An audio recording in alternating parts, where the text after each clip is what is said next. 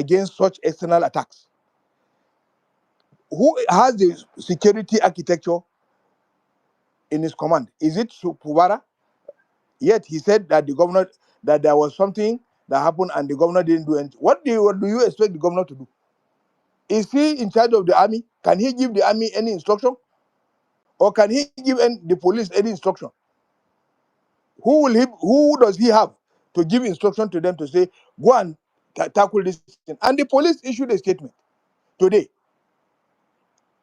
The police said it was an electrical fault and that they went there and saw it.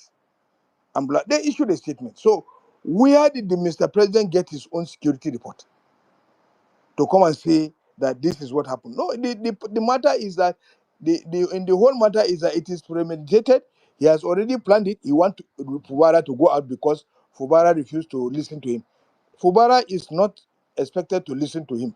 Fubara is expected to listen to the good people of River State. He is not. We are of two different political parties. He cannot be listening to you because you are Mr. President.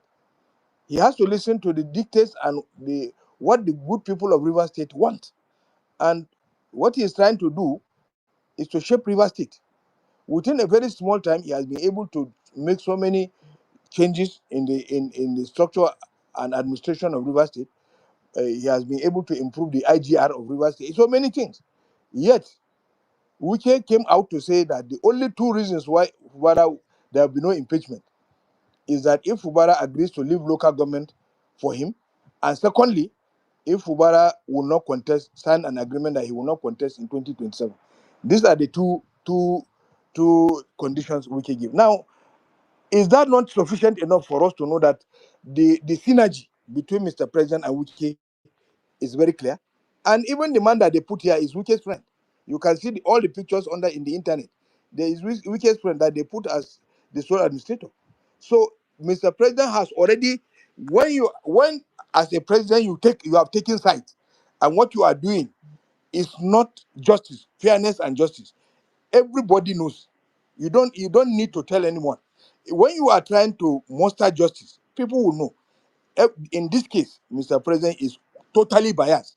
His speech is totally out of point. It does not reflect the true situation of things in Rivers, and it does not address the issue. And I can assure you that the people of Rivers State will resist this thing. I don't see them agreeing with this type of jungle justice. Thank you.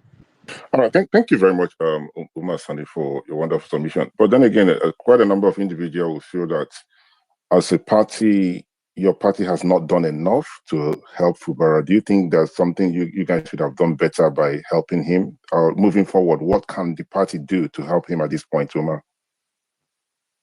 Well, you see, this is something that came impromptu. Number one, the party felt that the Supreme Court judgment is enough. We all knew that the Supreme Court judgment was not just, it was not fair. We have even discussed it here, and even the people of River State have come out to say, even PDP River State has come out to say that the Supreme Court judgment was totally biased. But the issue of state of emergency, nobody anticipated that Mr. President will just call a meeting just in a day and then declare state of emergency. Now, I am very confident that our party will not keep quiet. If you look at the things, the whole aim Mr. President has is to destroy our party by every means necessary. One of such means, you can see today, Wike revoked our party, our land, our national headquarters that we are building. He revoked the land. Now, how do you do that? You take PDP and you revoke his own land? You know?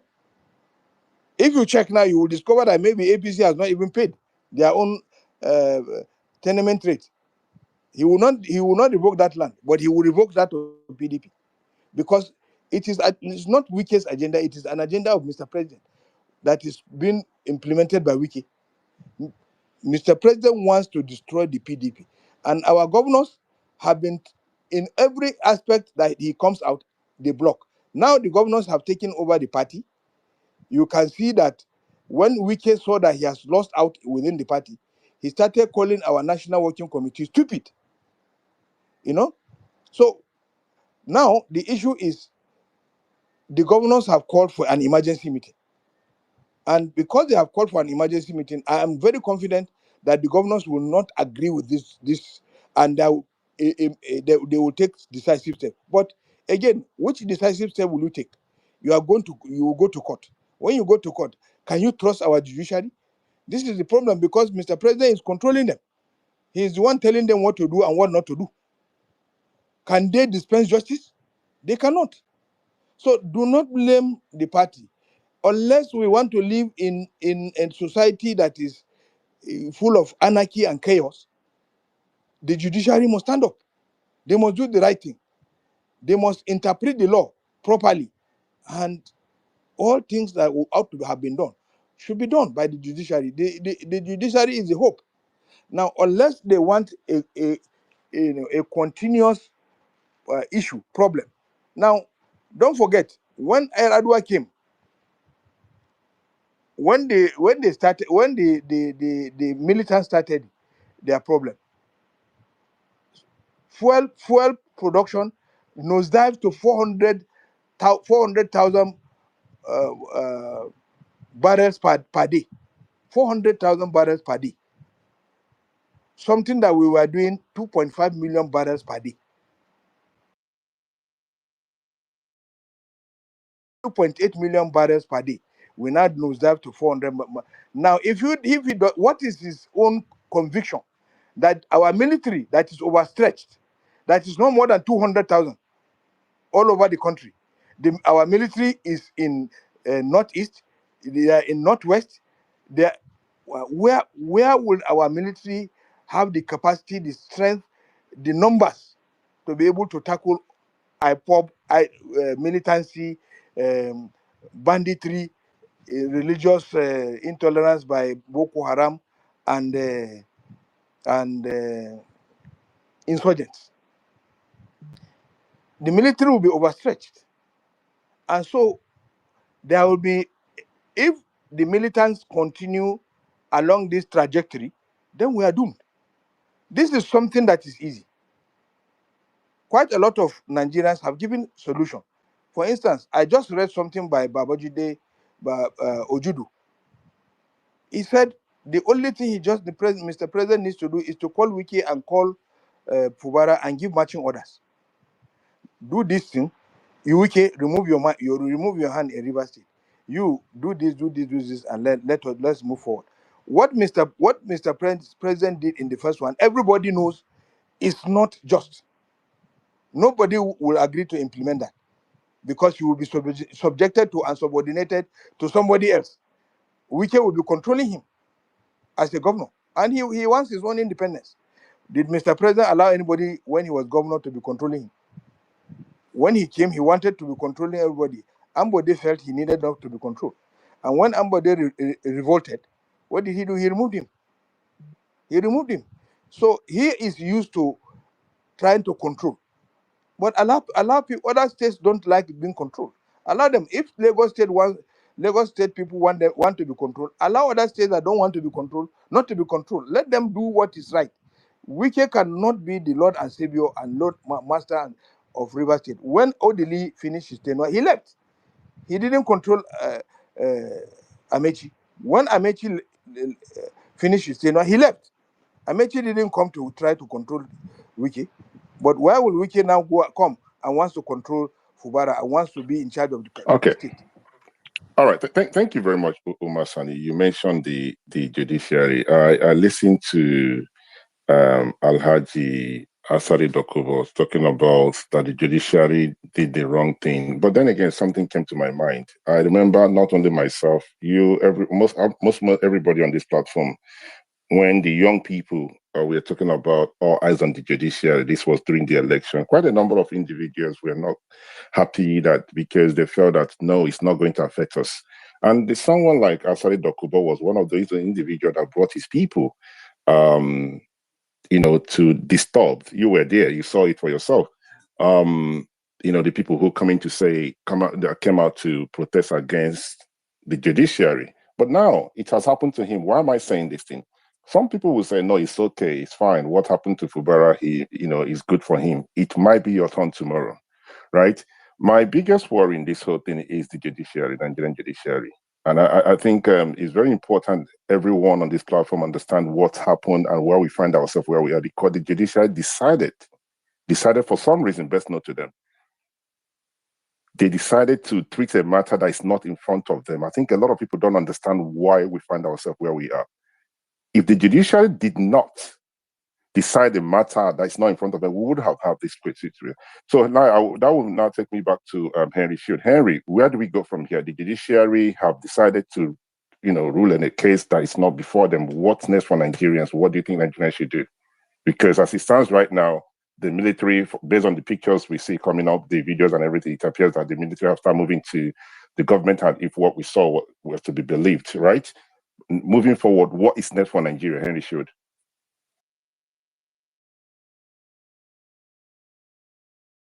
Sorry, am I still audible? Hello? Yes, Mindset, we can hear you.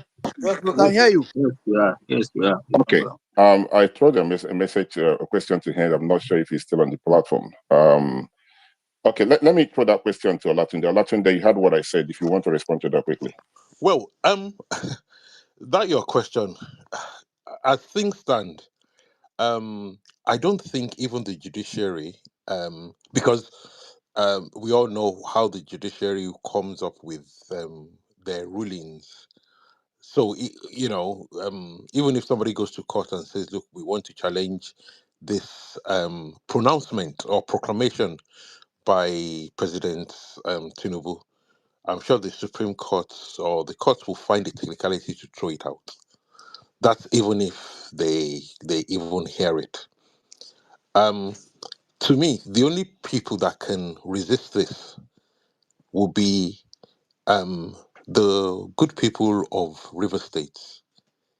To a man, to a woman, to a child.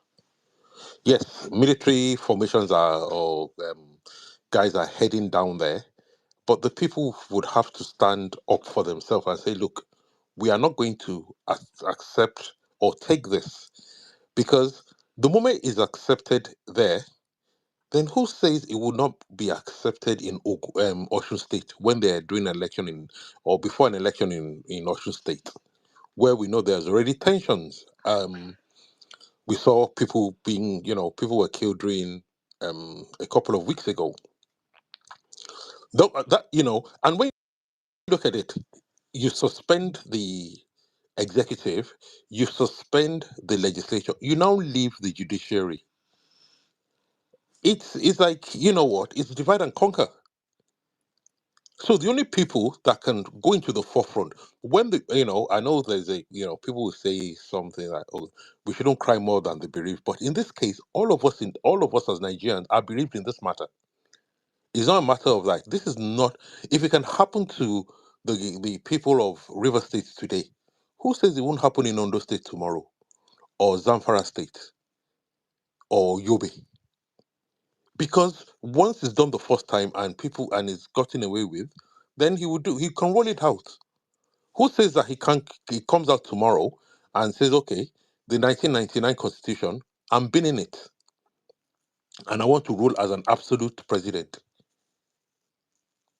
Are we going to rely on the Senate? Earlier on today, I was watching the news and I saw the NBA go to Akpabio, to the Senate, and Akpabio was telling them, "Oh, we need to amend this, things that used to be, these are people who are meant to be pressure points or pressure groups standing up to the government, but they are the ones going and waiting, not necessarily waiting for handouts, but trying to be on the good side with the government." So, to answer your question, I believe it's only the good people of River State that can say, "No, we are not accepting this." All right, thank you very much, Olatunde. Please do help me out. Can you see Prof. Odinkano on the platform? He says requesting for the mic. No, I can't see him on the platform. I can't see him at all. Okay, Omar. Oh yeah, sorry, I can see him. He's on the listeners section. I can see him. I can see him now. I told you. So You asked me. You just asked me now, and I wanted to tell you I can see him. And you are making. All right. So, within yourself, let me make one of you a co-host to see if you can bring him up. Umar, just send the mic as a co-host, please, if you can help bring Prof up. Is Henry still with us? Henry Shield, is he still there? I am, my brother. I did ask a question. I did ask a question, and I did ask a question because the reason we find ourselves where we are is because the Supreme Court, in their judgment, decided to rule on a matter that is not in front of them. Where do we go from here? Back to the basics, back to the table, back to the drawing board. We can't keep progressing in error. It's not. This is a whole country that is being thrown into the bin. A whole country. Look at the law about the tenure of the IG. The kind of things, the kind of strange things that are being done under this government, they should scare any reasonable mind. The kind of very strange actions, very strange legislation. How is this even acceptable? Two people are fighting. You now left your own son that has caused a lot of havoc on the other person. You now went and expelled the other person. That's what the president has done. That's what he has done. It is not, listen, power corrupt and absolute power corrupts absolutely, right? It is in the place of politicians to want to manipulate the system for their own good. It's normal, it's human nature. What needs to be done is that the people need to say no. This will not stand. That's what needs to happen. The people needs to write.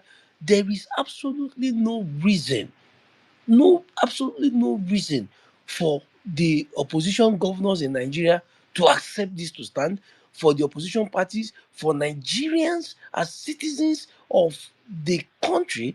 There is no reason for us to accept this shenanigan to stand. It beats every form of decency. It pouring spit on the faces of the people. How is this a solution, for goodness sake? How? How is this a solution? If you look at the whole thing that has happened from the beginning till today, you will see that even before the Supreme Court judgment, you will see that the other party in this fight, not Fubara, the other guy, you will see that he had this kind of confidence that, oh, forget whatever else the other courts are saying, it's going to Supreme Court, don't worry, we will win. I watched some of his statements while he was talking to people in Port Harcourt. There was this assurance, there was this confidence that they were going to get this kind of judgment from the Supreme Court. Now look at what the Supreme Court did, to the extent that Supreme Court justices are now speaking as if they were lawyers to the wicked camp.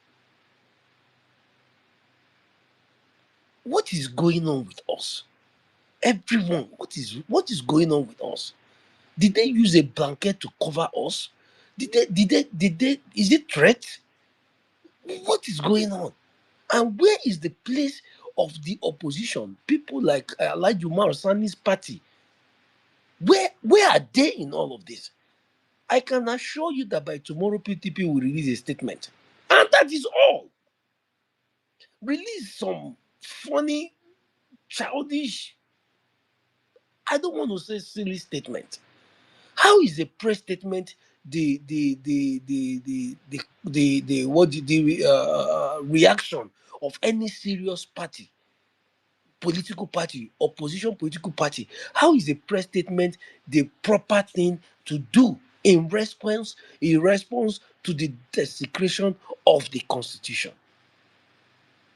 We now lack men of courage. So the person there now, since he sees that everybody, no, di- see, I was talking about the sectors that have been compromised. Did you see what happened with the Catholic bishops of Nigeria? Just when the US government was going to do something about the killings of Christians in Nigeria, A meeting was immediately summoned. How are we a nation of cowards, of people without any convictions? How are we all sleeping and allowing this man to replicate exactly what he did in Lagos, to replicate such at the national level? All right. How? Henry, please hold your thoughts for a minute. Because of time, let me quickly pass the mic to Chief Odinka. Say Chief, apologies, Prof. Tid Odinkano. Prof, good evening and thank you for joining us. Good evening, Mindset, and good evening, colleagues. I hope everyone is fine. And to all the people of faith observing, whether it is Lent or Ramadan, I hope you can share the food with us, those of us who are skinny and hungry. All right, thank you very much, Prof. All right, thank you very much, Prof. State of emergency. The state of emergency in Rivers State. What do you make of the whole thing? What do you make of the whole thing? How going on? No, I've listened. I actually just did want to listen. Generally speaking,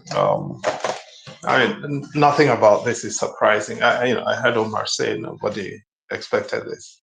I would have been surprised if this didn't happen. I certainly did expect it, and I actually called some friends last week to tell them, look, I think we're focusing on the wrong thing. As much as I admire what Natasha is doing, the fact that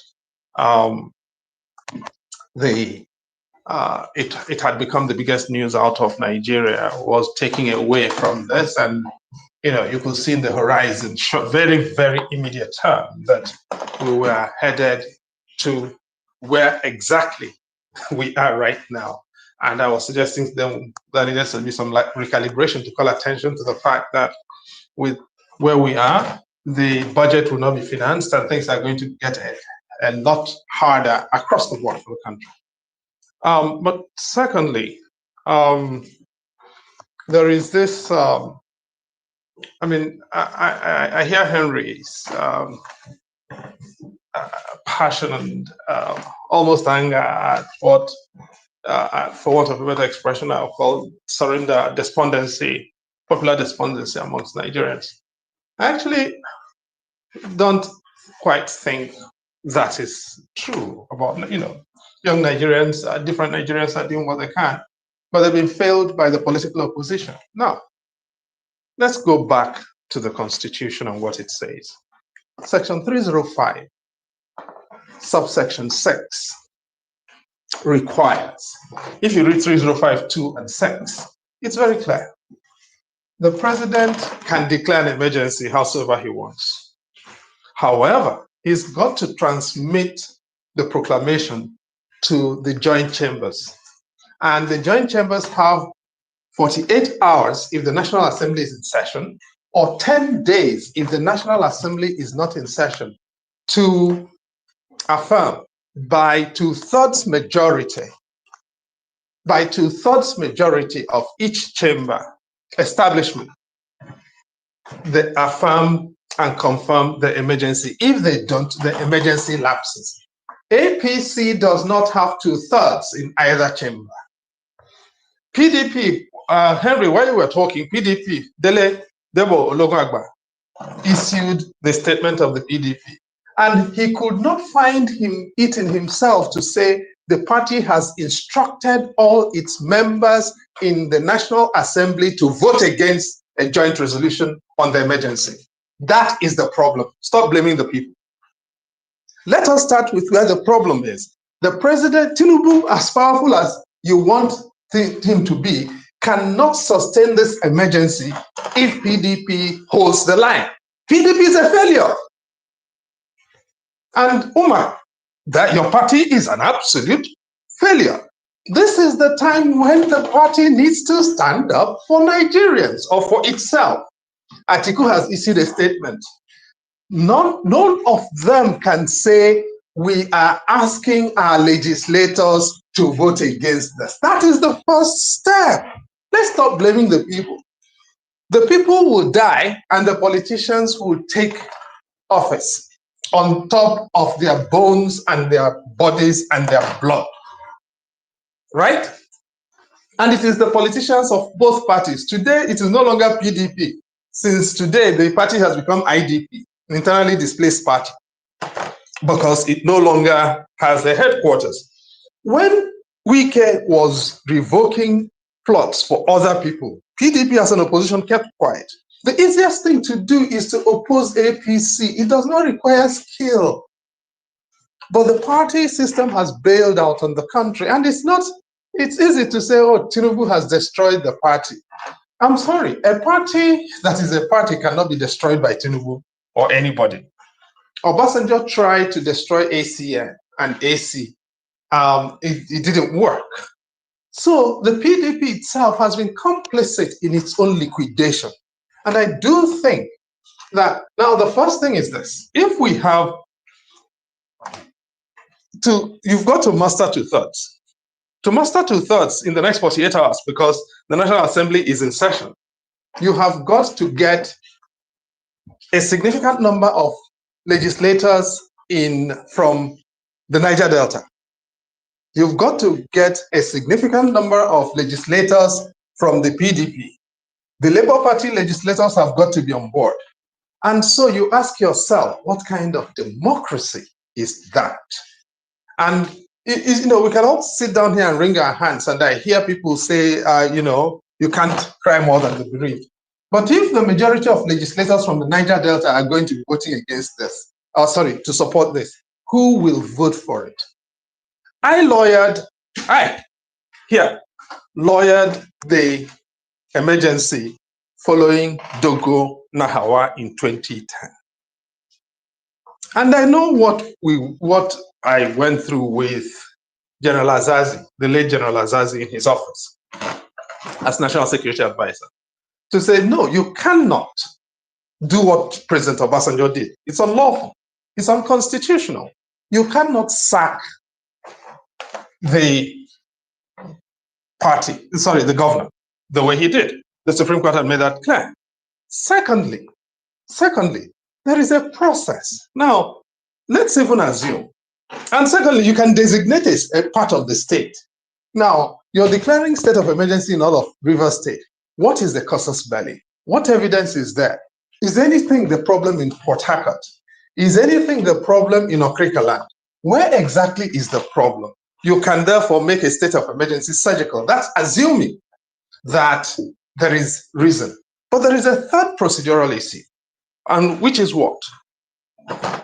Even when President Obasanjo declared an emergency over all of Plateau State and removed Governor Deriye, he did something. He first asked to see him and to listen to his side of the story. President Tinubu has declared an emergency today without even the minimal courtesy of hearing from Sim Fubara and asking him what exactly is the situation on the ground. So when people say that this is predetermined, prejudicial, and working from answer to question, it's very clear. It is politically motivated emergency. That is an abuse of the Constitution. This is, the one thing a president must never do is to politicize security and insecurity. And that is what, unfortunately, regrettably, in my view, and I suspect in the view of most well-meaning Nigerians, President Tinubu has done. The broadcast is a disgrace. And what he has done also is basically to tell Wike, you are the deputy president. That's really, really awful. But that's my main point is, if the opposition parties worked, there will be no emergency. And there is still room to walk back on that. But will they? And if the legislators from the Niger Delta, a majority of them, because Godswill Akpabio is from the Niger Delta after all, if they worked together, will this emergency hold? I don't think so. But we still have 48 hours to hear. You've seen the information that the president consulted with them before proceeding with this, and they assured him that there is unanimous consent by the National Assembly behind the emergency. We are going to find out within 48 hours whether that is true. I yield. All right. Thank you. All right. Thank you. Thank you very much, Prof. Thank you very much, Prof. You said 48 hours. You said 48 hours. But from the... If the National Assembly is in session. Thank you. Thank you. So within that 48 So hours, within that 48 hours, does that mean the governor can the still be governor governor can still be governor till the next 48 hours? No, it is confirmation. Sorry, Henry. Sorry, Henry. Your voice. Yes, it's because Yes, it's because Prof's mic is on. It's better now, isn't it? Hello. Okay. Just go ahead. Okay, so within the 48 hours that Prof is saying, a lot of people might get confused with this whole thing, right? The governor, is he still going to be there within the 48 hours that the National Assembly will decide whether they will vote for it or against it, Prof? An emergency takes effect once the instrument is signed. Yes, but it lapses if within 48 hours there is no confirmation of that emergency by joint resolution of 2/3 of establishment of both chambers. Okay, thank you very much, Prof. Umar, you raise your hand. Go ahead, sir. Yes. Prof, this is for you.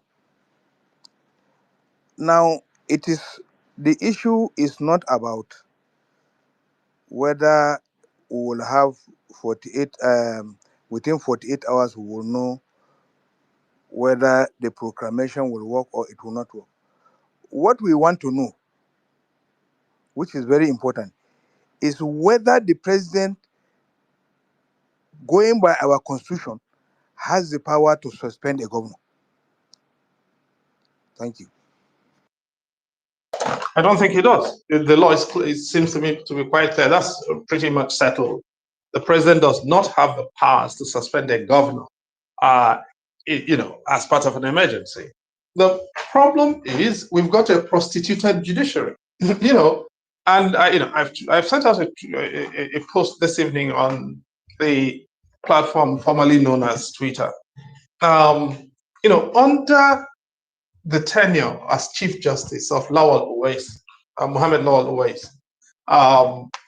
the Supreme Court saved Nigeria from the brink on a succession of moments, not one, not two, not three. Under the tenure of the present Chief Justice, the Supreme Court was able to do that then because it had both independence and therefore authority. For the most part, as a matter of fact, in 2005, I believe the Supreme Court was voted Man of the Year by Nigerians. Now, here we are, and the Supreme Court is racing to send Nigeria to perdition because it has sold its authority, it lacks independence, it is totally captured. Without the Supreme Court's intervention, which, by the way, my own private sources had told me would last year, I was told privately this was where this case was going to end. In November, while the case was still pending at the Court of Appeal. So, when we are in this kind of situation, where crooked decisions by the highest court in the country, manifestly crooked decisions by the highest court in the country, serve the role of pouring petrol on political fire, you know you're in trouble. And that is the time when your opposition political parties need to stand up to be heard. And at this moment, they can't. So even if you were to sue, whether at the High Court or the Court of Appeal or the Supreme Court, original jurisdiction or howsoever you do it, of course, there can be no original jurisdiction now because Ibokete Abbas is not going to be suing his benefactor. You're still going to be ending up in a situation where the judiciary is not much use. And therefore, we are saddled here with politics. And the political parties are not showing up. That is why saddling Nigerians with this problem is not something I think anyone can do seriously. Nigerians cannot do anything without their political representatives showing up. And at the moment, none. Very few are. Okay, so you spoke about these opposition parties. If you're in the opposition party issue, what do you think they should be doing at this point? Because they have put out a press statement. What else do you want them to do? My brother, if I were to take, parliamentary democracy, if you read NjenjeMedia, there is something called a three-line whip, and a three-line whip basically is a mandatory instruction to all members of a political party in parliament. You have got to vote only one way. The only thing I wanted to see in a statement by any of the parties, I'd like to see in a statement by any of the parties right now, is not to speak in adjectives and tell me about 5, 6, 7 syllables of any word. That is nonsensical. It's a waste of the assets of a political party. The only thing I would have loved to see in a statement by Debo Ologunagba right now is the PDP, having received this information and considered it, has instructed every member of the PDP in the National Assembly, honorable member and distinguished senator, to vote against the joint resolution under a three-line whip. That will be a political party. What they are doing is they have become analysts. That a political party is not an analyst. A political party has got to have a mission. At this time, the PDP does not have a mission, and there is no other political opposition party that has a mission. That's the first thing a political party has to do in this situation. We will vote against this because we do not believe it is in the national interest. No? Why is that so difficult? Okay, thank you very much. And let me help you. Thank you very much for responding to that question. Omar, please, if you can see others who are requesting for the mic, if you're able to bring them up. I've been told that by seeing near behind Effiong is requesting for the mic, and the others who are requesting for the mic, please them, and Captain and the rest of them, bring them up. So I'll quickly go back to, sorry, Dr. Odo, you have the mic, please. State of emergency in Rivers State. Okay, let me quickly pass the mic to Barrister Effiong. I'm here, my side. Sorry. My side? Am I audible? Okay. Hello? Okay, quickly go ahead because I passed the mic to Barrister Effiong already. So, but you can go ahead. No, I'm here, my side. Look, this is really a sad day for democracy. Let me say a very good evening to everyone first.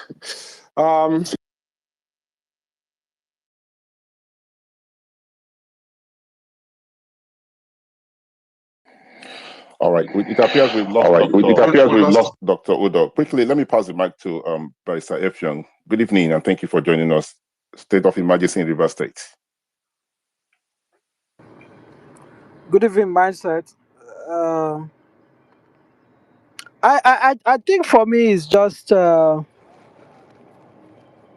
further reaffirmation that our problematic democratic experiment has basically been eroded in a more egregious manner by this president. In an earlier space this evening, I drew the attention of Nigerians.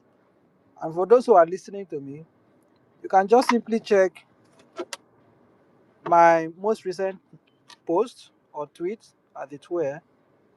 There's a link to an article I published in 2014 titled State of Emergency Before You Remove Those Governors. That was the article I published when emergency was declared in 3 states in 2014 by then President Jonathan, and the likes of Akpabio were calling for the removal of the governors of those states. And the call became intensified because other people joined to support it. And there were insinuations that Jonathan was planning to have the governors removed. So I was forced to write that article. Jonathan was the president Jonathan, as you are aware, is from the Niger Delta where I come from. But the position I took then is still the position I took today. My view has not changed. The emergency powers under Section 305 uh, is intended to address situations of monumental significance. Number one, if you look at sub 3, where the federation is, where the federation is at war, if Nigeria is at war, you will expect a state of emergency to be declared. If there's a natural disaster of a proportion that cannot be managed under a normal law enforcement mechanisms, they may be need to declare a state of emergency. If there is a appearance or likelihood or an impending breakdown, there's a breakdown of law and order in the federation or any state thereof, or any part of the federation, a state of emergency can also be declared. And in fact, the circumstances are well articulated. And there's even a requirement that a governor may even request the president to declare a state of emergency in a state with the concurrence of 2/3 of the votes of the lawmakers of that state. Now, what has happened in Rivers State? In the first place, Tinubu purporting to declare a state of emergency in response to what is clearly a political friction between a governor and a House of Assembly is itself very laughable, because to begin with, is this now exercising appellate jurisdiction over the decision of the Supreme Court, which some of us have declined to comment on for reasons that I don't want to start talking about here. But the important thing is that our court of last resort has made a pronouncement. Governor Fubara has forwarded a budget to Parliament. He wrote the first one. They said, "Oh, you did not give notice." He sent the second notification, purporting to comply with the judgment of the Supreme Court. Okay, he has given recognition to the Amawele-led lawmakers. So is Tinubu now appeal? Is he now seeking to further give consequential? Is he giving consequential effect to the judgment of the Supreme Court? Because if that is the intent of this emergency, then the Attorney General of the Federation should resign. Because by virtue of Section 287 of the Constitution, on the enforcement of decisions of the Supreme Court, of course, it has to be enforced by every authority or person. But if they are saying that the government of Rivers State, led by Fubara, is in contempt of the judgment of the Supreme Court, there are legal channels for enforcing the judgment of courts. In fact, that judgment has already been enforced by merely withholding the allocation of the state. That is punitive enough. So I'm just speaking to the reason, the purported reason the president has adduced.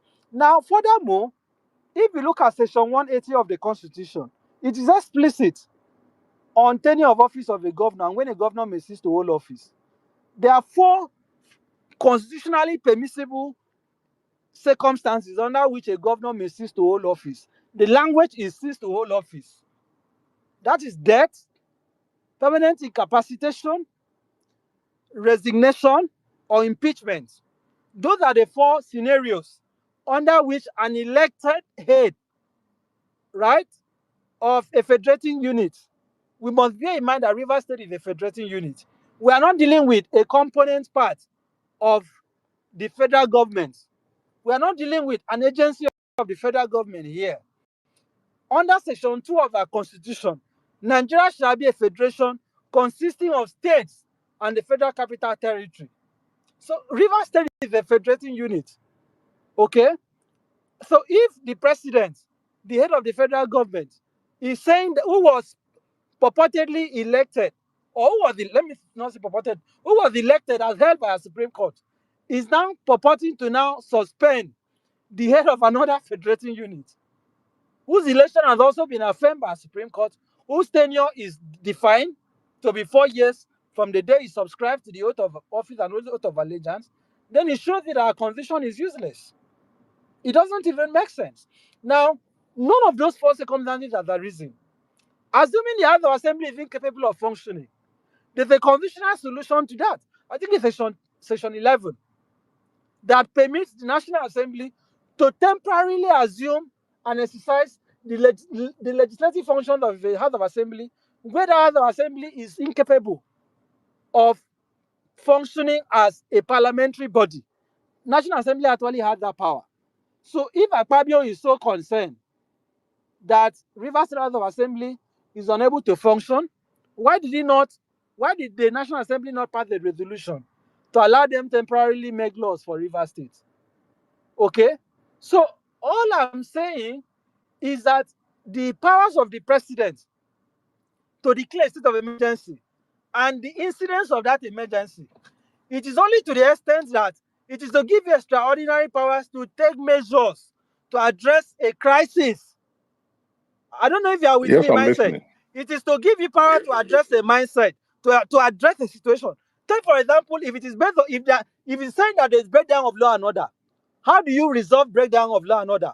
How you resolve breakdown of law and order is that you now deploy the military if the situation is so bad, if the police is overwhelmed, for example, right? You can rely on section 305, rely on section 207, rely on section 5, and deploy the armed forces to restore law and order. So law and order is not the issue here. Because in Rivers State today, markets are open, schools are functioning, churches are open, mosques are functioning. Okay? Even the House of Assembly is sitting. The House is sitting. The governor is in office. All institutions are working. The civil service is running. There is no regulation of movement. People are going about their businesses in Rivers State. So you cannot premise on the state of emergency on breakdown of law and order. And because we have the principle of exclusio unius exclusio alterius, that the express mention of one thing is exclusion of others.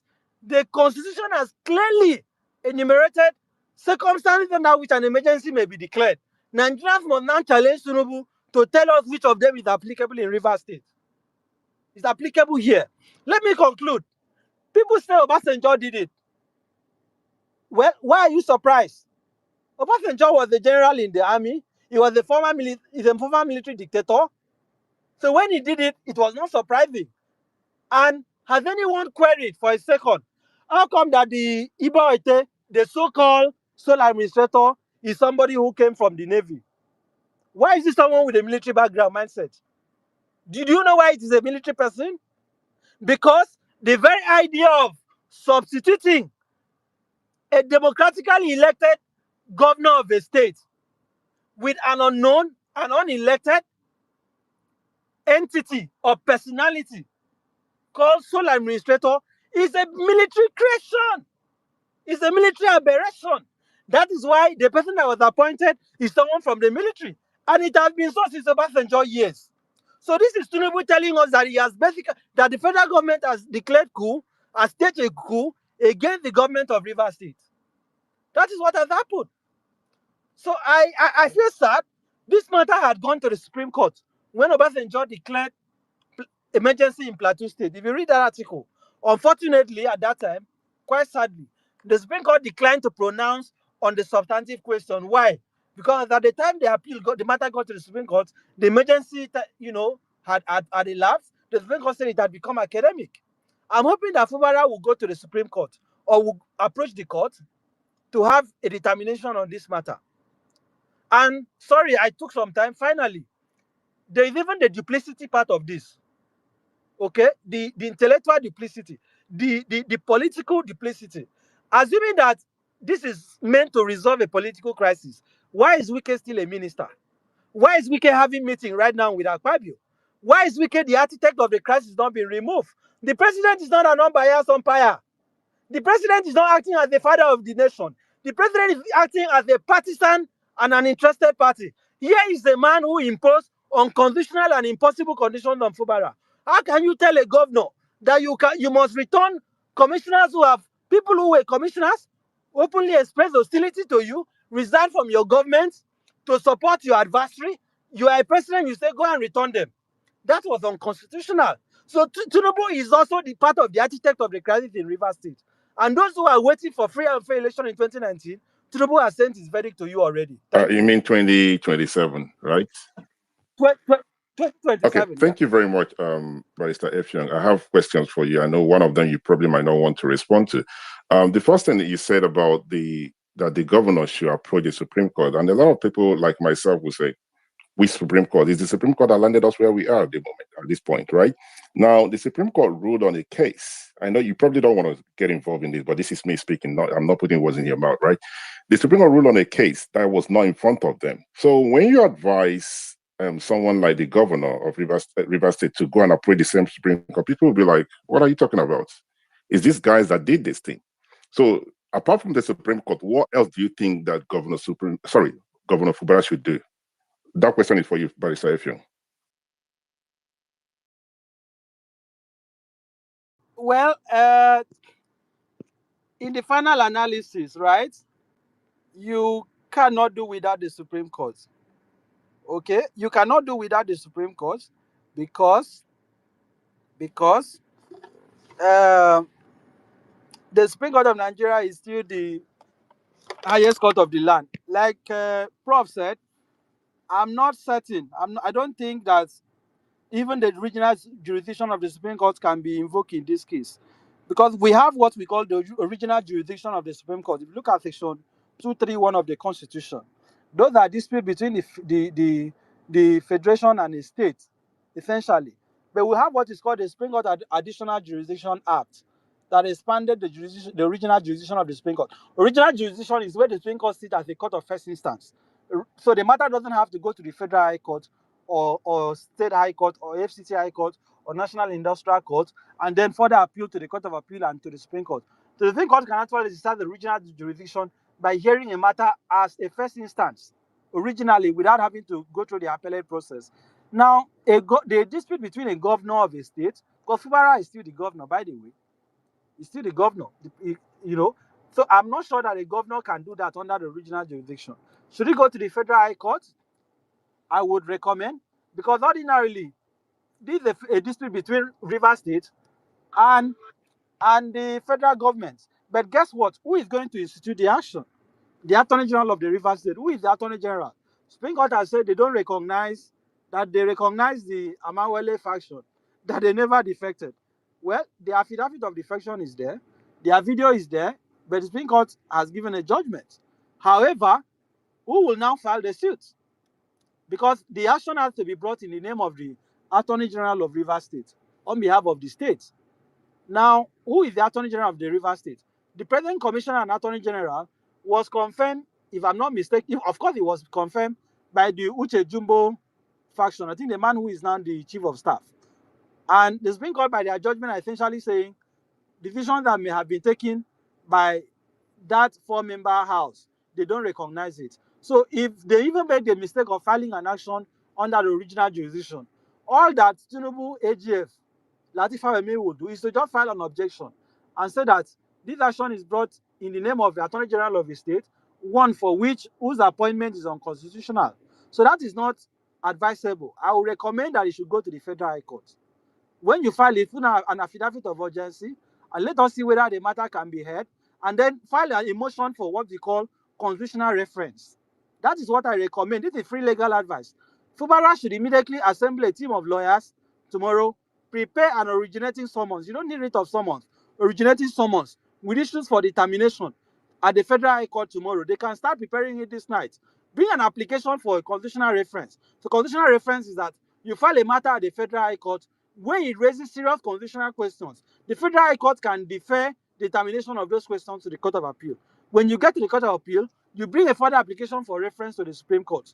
So what you could have done through original jurisdiction, you can still do it through a constitutional reference, but except that it will now be a bit longer. I believe that is the best bet, because if this is not challenged, 2027, we may just be wasting our time. If a president of a country can just wake up and say, I am removing a governor, he can manufacture reasons to remove other governors. He can manufacture other reasons. This is not going to be the end of it. Like Gary Fagbemi said, those who sow the seeds of dictatorship will be consumed by dictatorship. A seed of dictatorship has been sown, and you cannot tell where this is going, what this will germinate to. So Fubara must challenge this, because he has been very cowardly. Part of the problem is that Fubara has been very cowardly. He must challenge this in court. The Akpabio that I know from my state, who was my former governor, will do everything to have this approved in the Senate. I'm telling you, I know Akpabio. I can write a book about him. I know who this man is.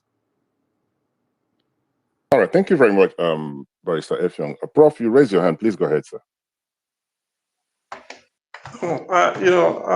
Thanks a lot, Mindset. I try, I do my best not to be a lawyer in these things.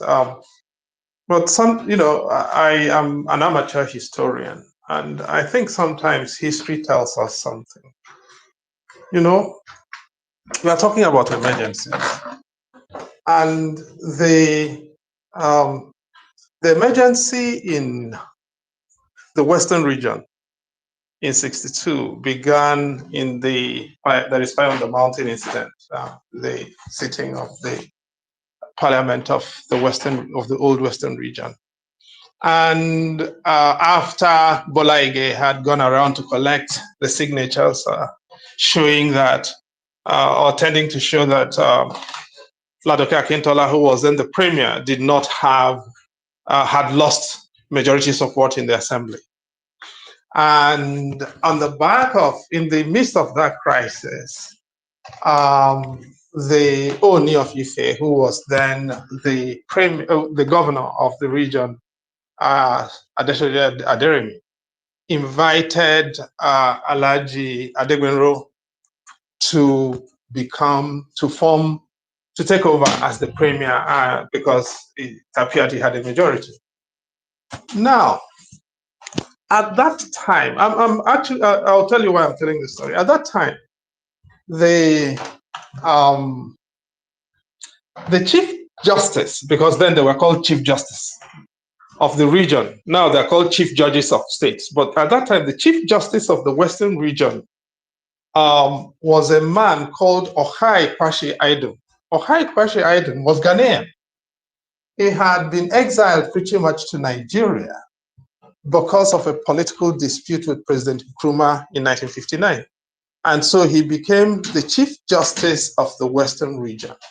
And his position was pretty much dependent on a good relationship with the premier.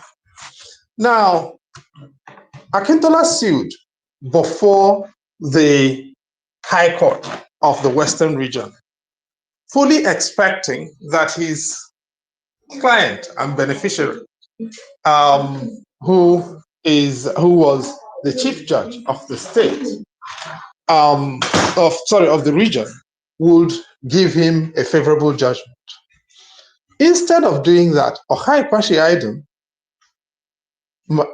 transmitted a reference to the then Federal Supreme Court.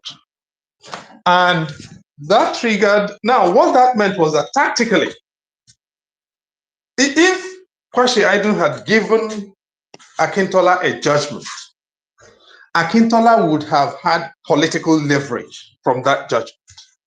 And he could have acted on it, irrespective of what happened on appeal.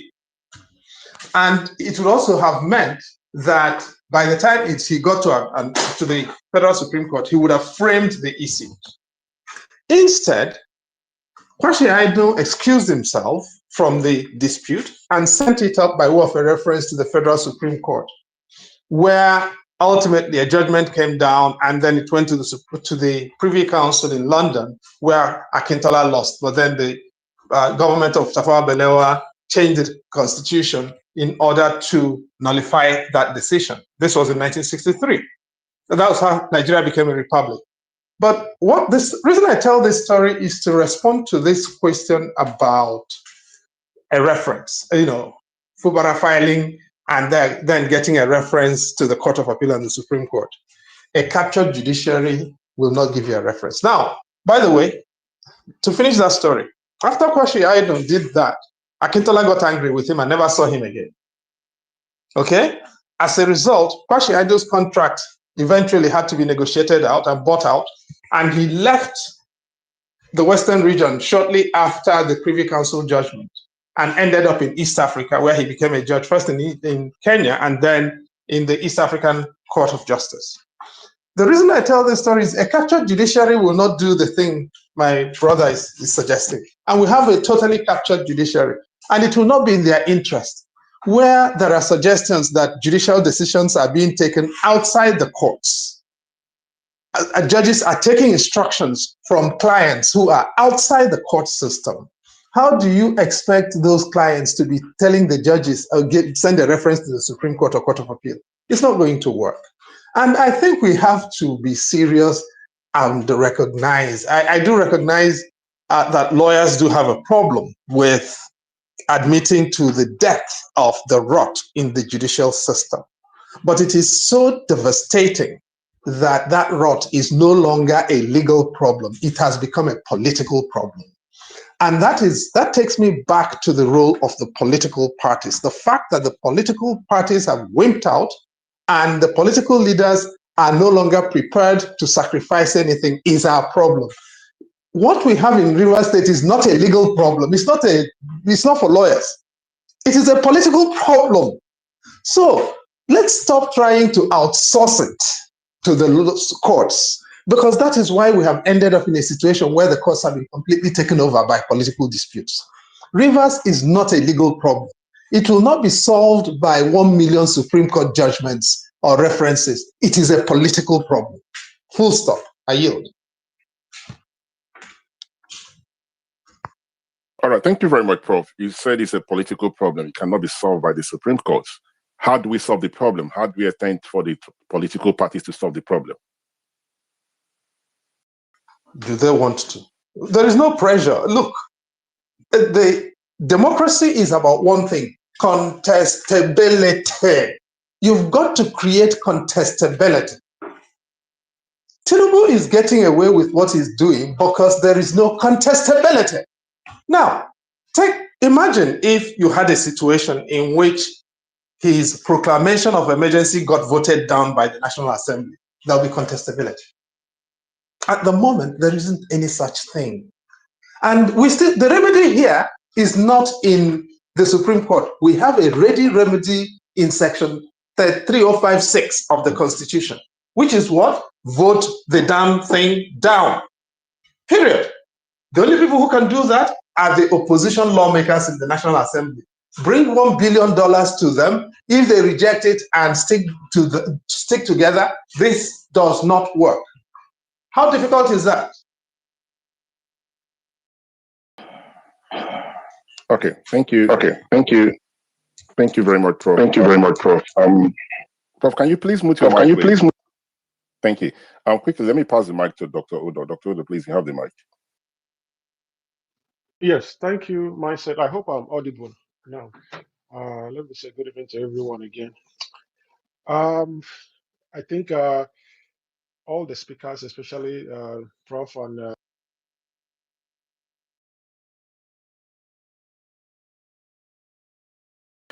Okay, I think, Dr. Odo, you need to sort out whatever the problem is with your network, because for every time you want to speak, you're always having this problem. Barrister Effiong, you raise your hand before I go to Mr. Maswell. Barrister Effiong, please go ahead, sir. Yes.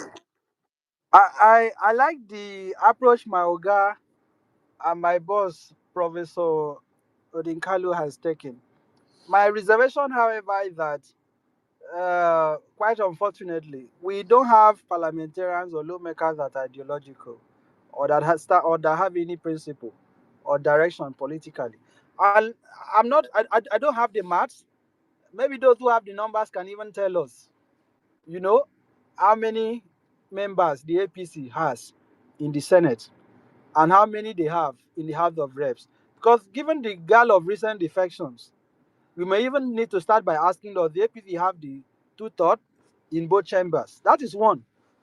The suggestion that they will vote along partisan lines and that opposition members or lawmakers will be unanimous, I very much doubt that.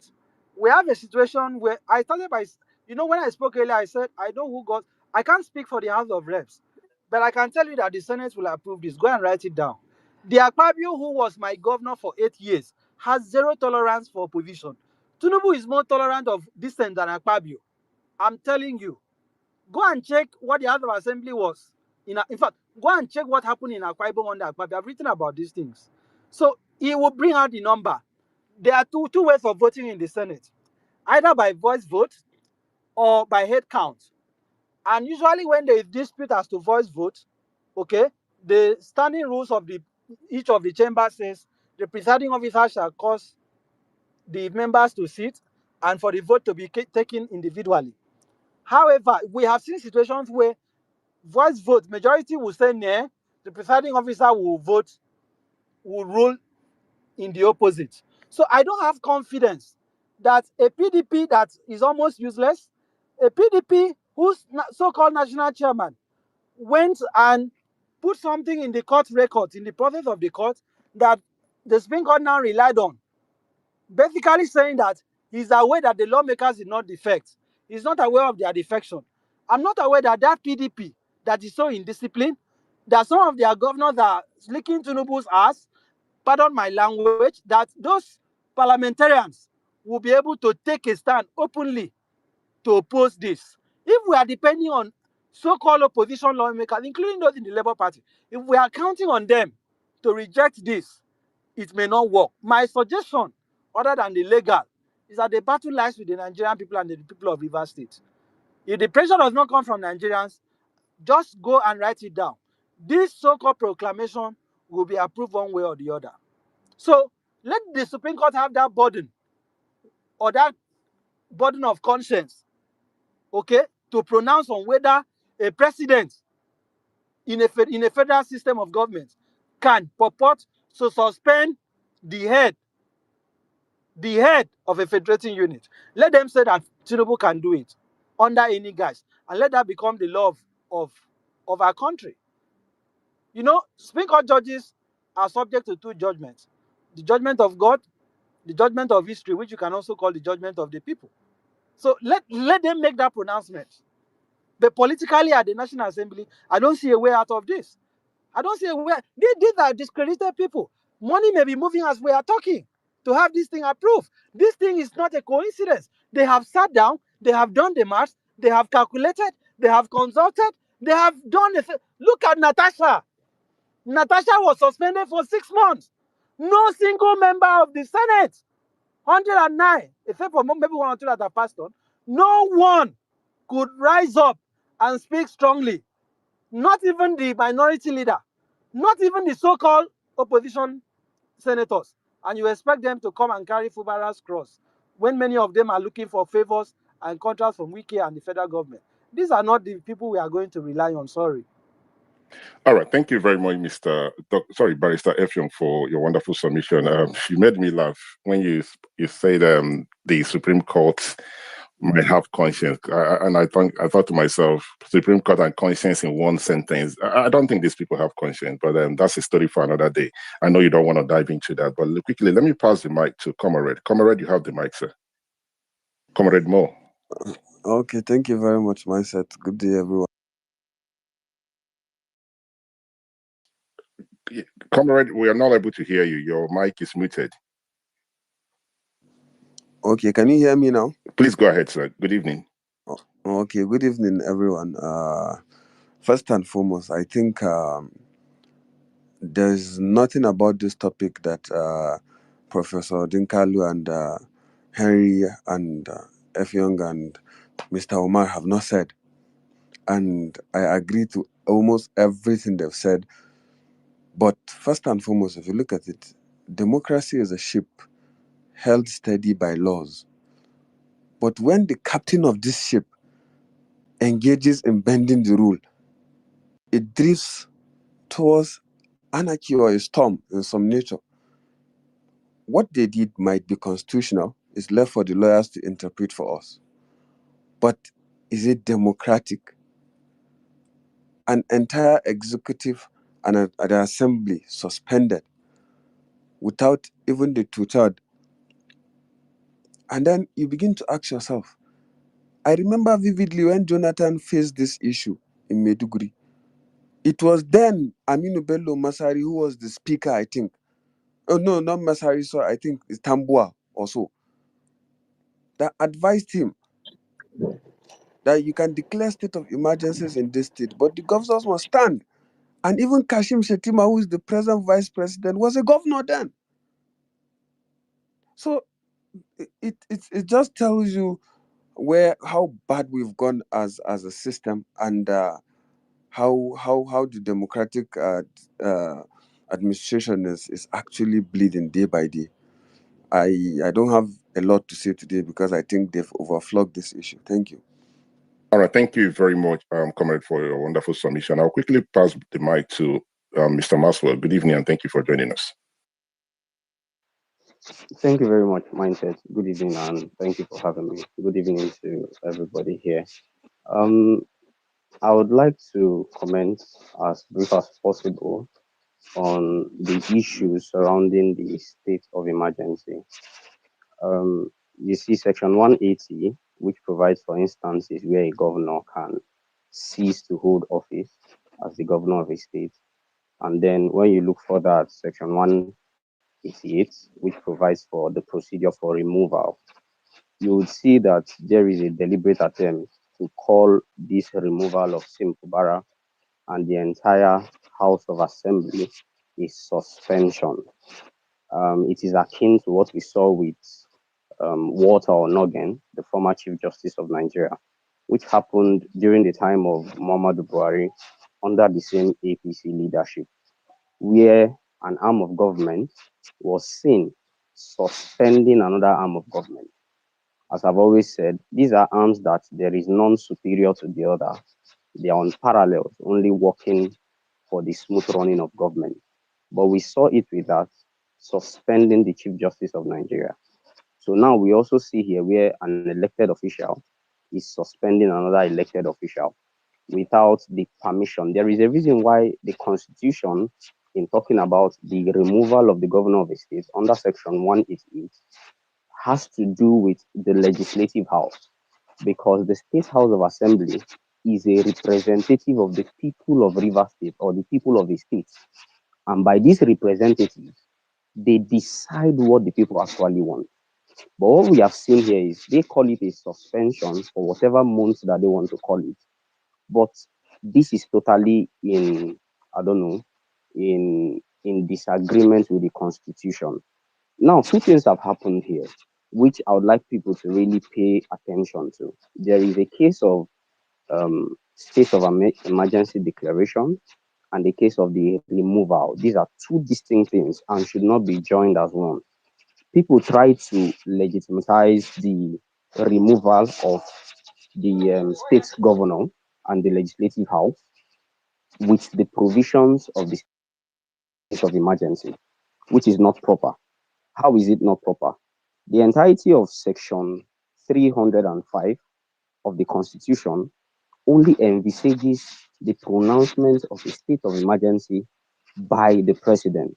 But I would like to throw emphasis on the provisions of Section 305, subsection 3, and subsection 4.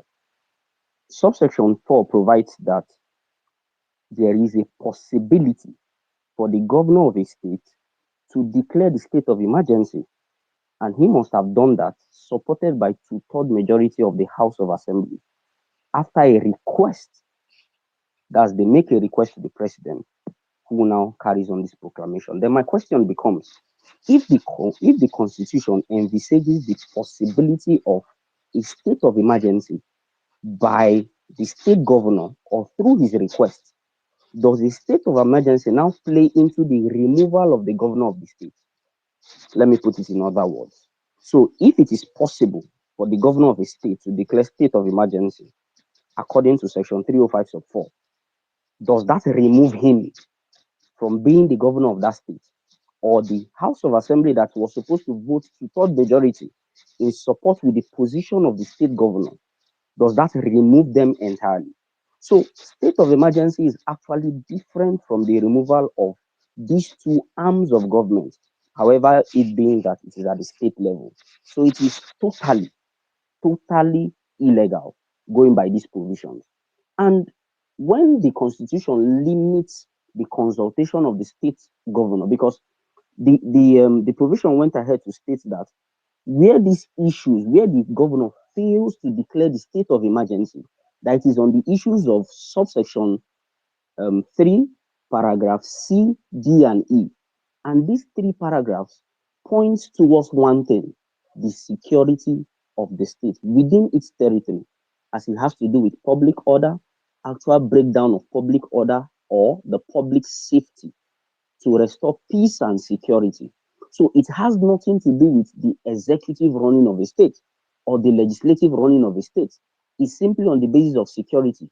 That is to say, at the declaration of a state of emergency, all powers within the security apparatus now listens to the federal, that is, the president, who is the commander in chief of the armed forces, with the sole purpose of restoring peace and order in that state. So, what we see here is a total aberration. And I tell people that the fact that something has been done before does not speak about its legality. The fact that Obasanjo had his way to do this, or persons before Tinubu has done this, does not speak about the legality of the action in itself.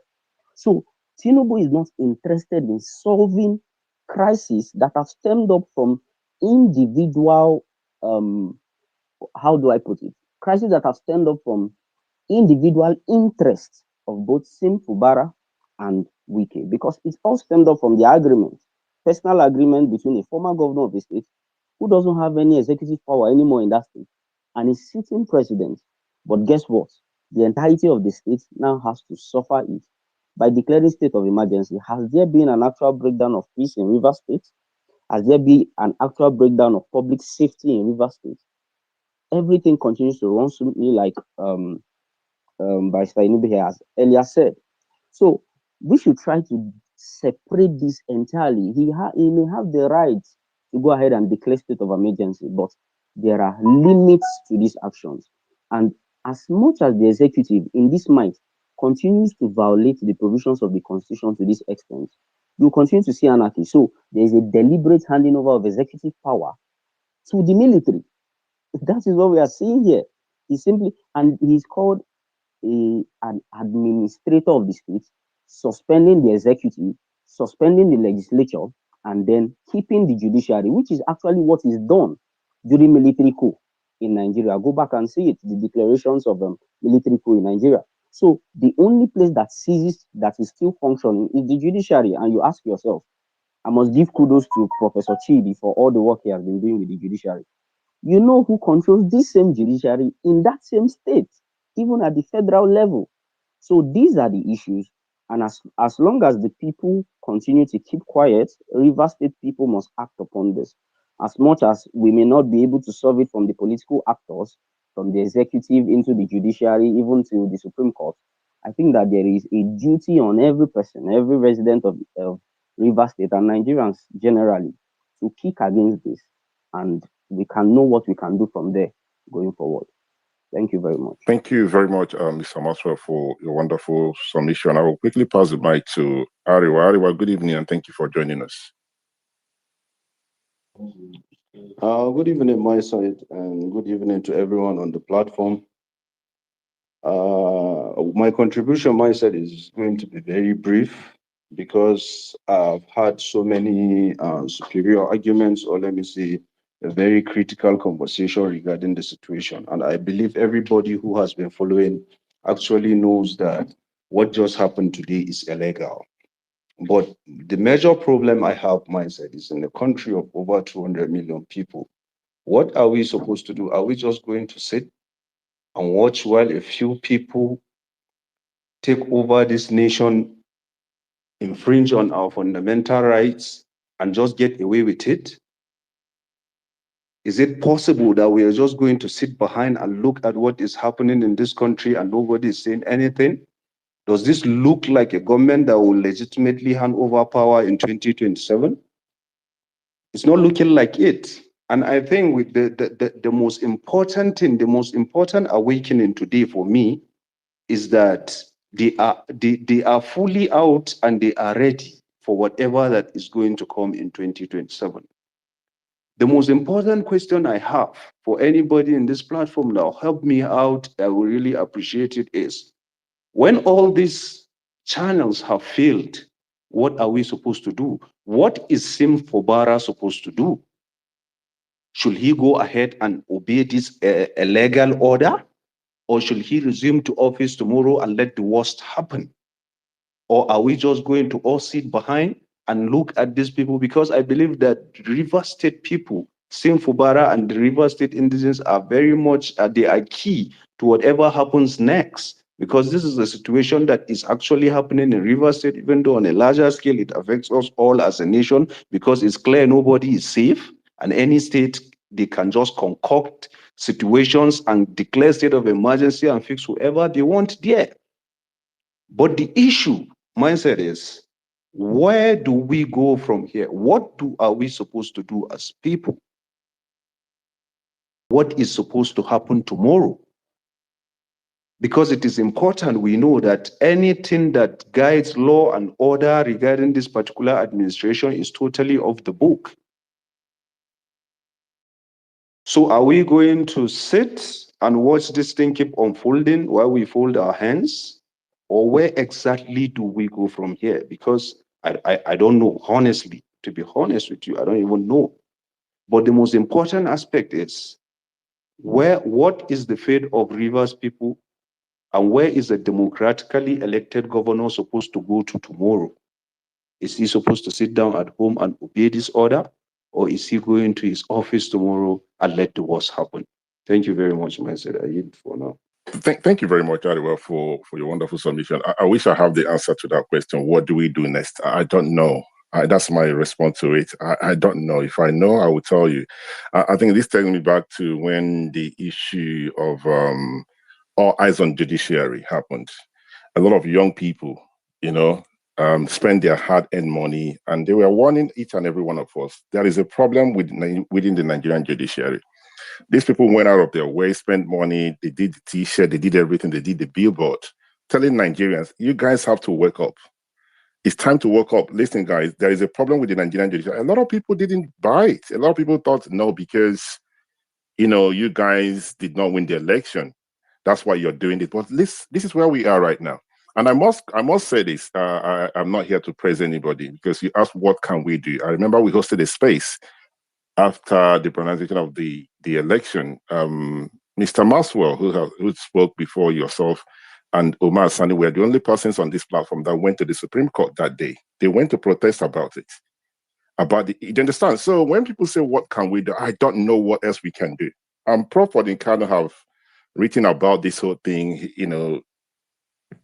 try to, let Nigerians know there is a problem within our judicial system. There is a problem. The thing that landed us where we find ourselves this evening, where we're housing this, is because the Supreme Court decided to rule on a matter that was not in front of them. That is what happened. So I wish, I can throw the question to every other person on the speaker section. Where do we go from here? Prof, sorry, let me quickly pass the mic back to Olatunde. Olatunde, where do we go from here? How do I ask a question? Hi, mindset. You've answered it when they said, when it's a case of like, where do we go from here? Um, if we can see that the law is meant to be about precedents, and if precedents are not being followed, um, I said it when in my opening remarks earlier on. I've got no faith that any arm of the Nigerian judiciary currently would interpret the law as it's meant to be, based on our constitution. Um, they will try and find ways to make sure that it's done to support the president's wrong actions.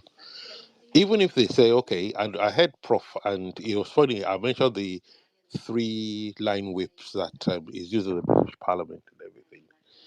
I'm not sure that the PDP members would even listen to that. I was saying earlier on, they said another two members have defected to APC. And the ones that are remaining, will they even stand up? Do they have the spine or the backbone to do that? I don't think so. So it goes back to what I said earlier on, that I believe that the the good people of River State, to a man, to a child, should make their voices heard and say, look, this is not done in our name. This is not for us, and we will not take this.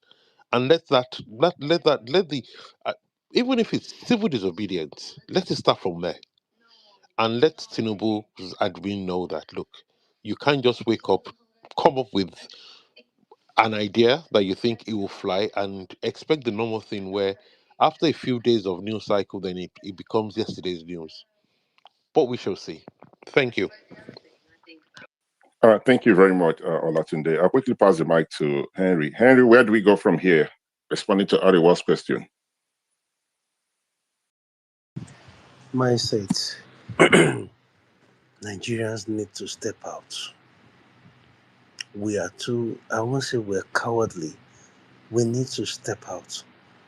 Dr. Odinkalu said something, trying to place some blames on PDP, especially their lawmakers in the National Assembly, since the APC does not have the required two-third majority in both houses, the need for them to stand. Doctor, this is the same PDP that up to 6 of their governors are in bed with Wike. There is no clear-cut, what do you call it, to say, oh, it is the PDP that this. Who are you even dealing with as PDP? Is it the Fubara PDP? Is it the Damagun PDP? Or is it the other people's PDP? We have been, see, Tinubu is a game player. Immediately he assumed office, he looked at the people that could, give him headache and just made everybody happy. Made everybody. Look at the governors. Under Obasanjo, you had sitting governors that were daily attacking the president. Under Jonathan, the same thing. But under Tinubu, apart from Bala Mohammed or Bauchi, nobody else has been able. And these are people with immunity. There is no leadership for the political class in helping to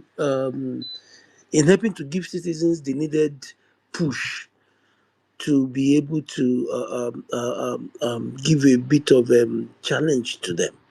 So we are left on our own, and we must see if this River State mess stands.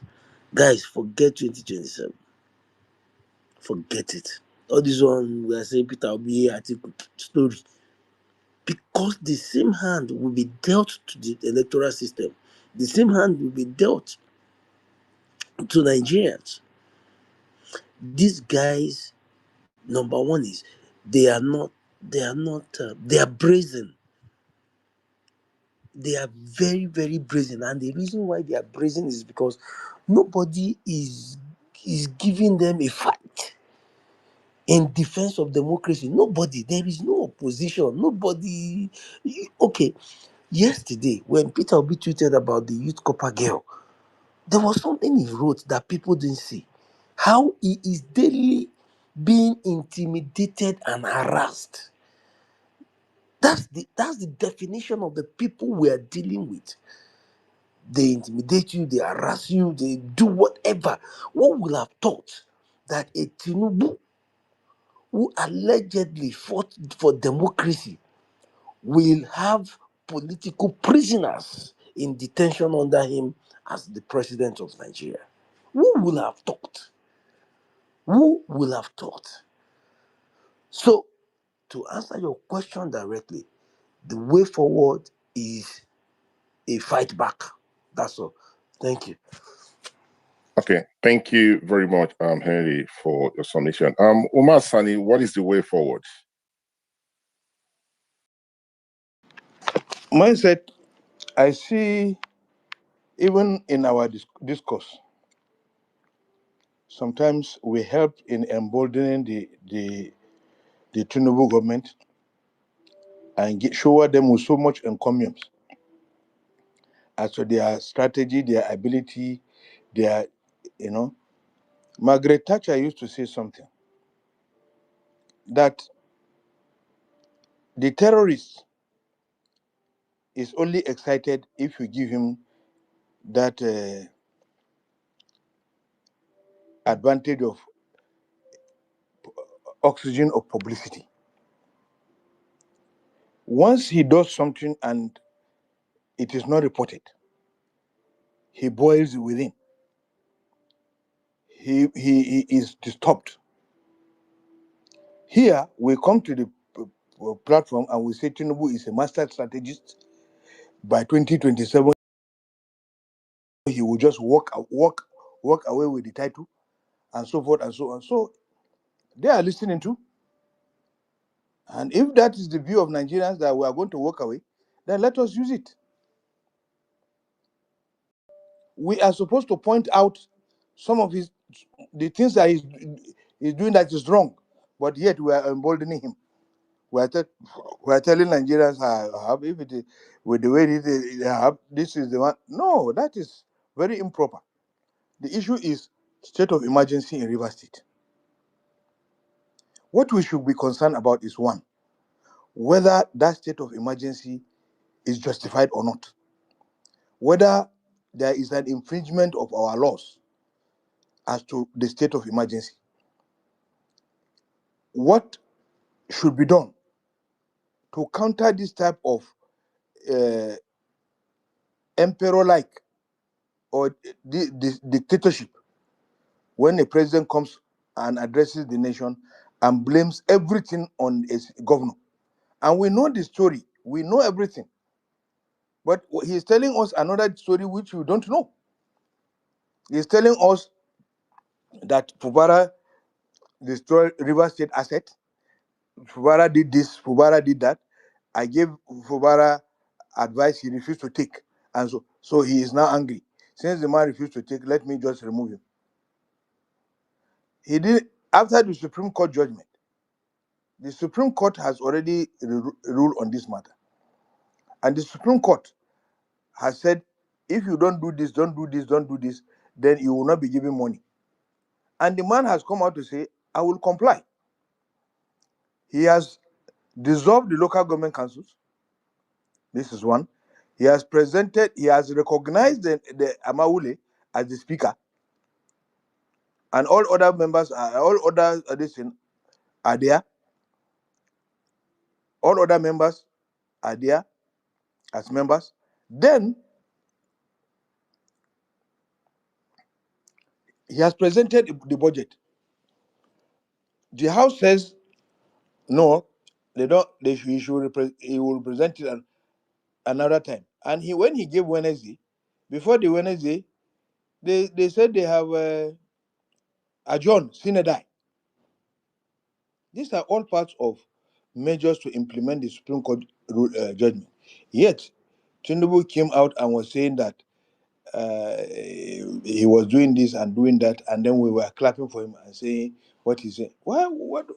Again, something happened yesterday, or is it today or yesterday? Something happened, at the Gokana and some other places where our national asset was attacked. The person the president is blaming is the governor. He said the governor didn't do anything. Now, if a national asset in which the federal government has given a contract for people to protect that asset, at least Alhaji Asari Dokubo has said when Tinubu met him, he said whether he's interested in pipeline contract, and he said, I'm not interested, but I will help them. There are people who have been assigned to protect our pipelines, and the incidences happen on those pipelines. It didn't happen in any town. It didn't happen in any place. There was no any. It was in those places where federal government has given money for security of those pipelines, and then those things happen. And then he said the governor didn't do anything, and we're not even talking about that. What is the governor supposed to do? Governors have always complained that they are not the chief security officers of their respective states. It is only a title which they have. But in essence, they have no control over the police. They don't have control over the army. They don't have control over all the security agencies in Nigeria. If a governor, there is a problem and he invites the army or the GOC will say, okay, I will have to confirm from headquarters whether I should do it or not. So what can the governor do? Or he should go there by himself and go and protect the thing, and so they will shoot him? Or what is he expected to do? And then where we try to pass the buck as citizens, we try to pass the buck. We look for political parties and make them scapegoats. Political parties, they are useless. They are this, they are that, they are that. They are supposed to do this, then they didn't do it. If they are not, this political party is this. In this country, what are we supposed to do to maintain law and order? Are we supposed to come out face to face and fight the government like a guerrilla warfare before people know that we are doing something?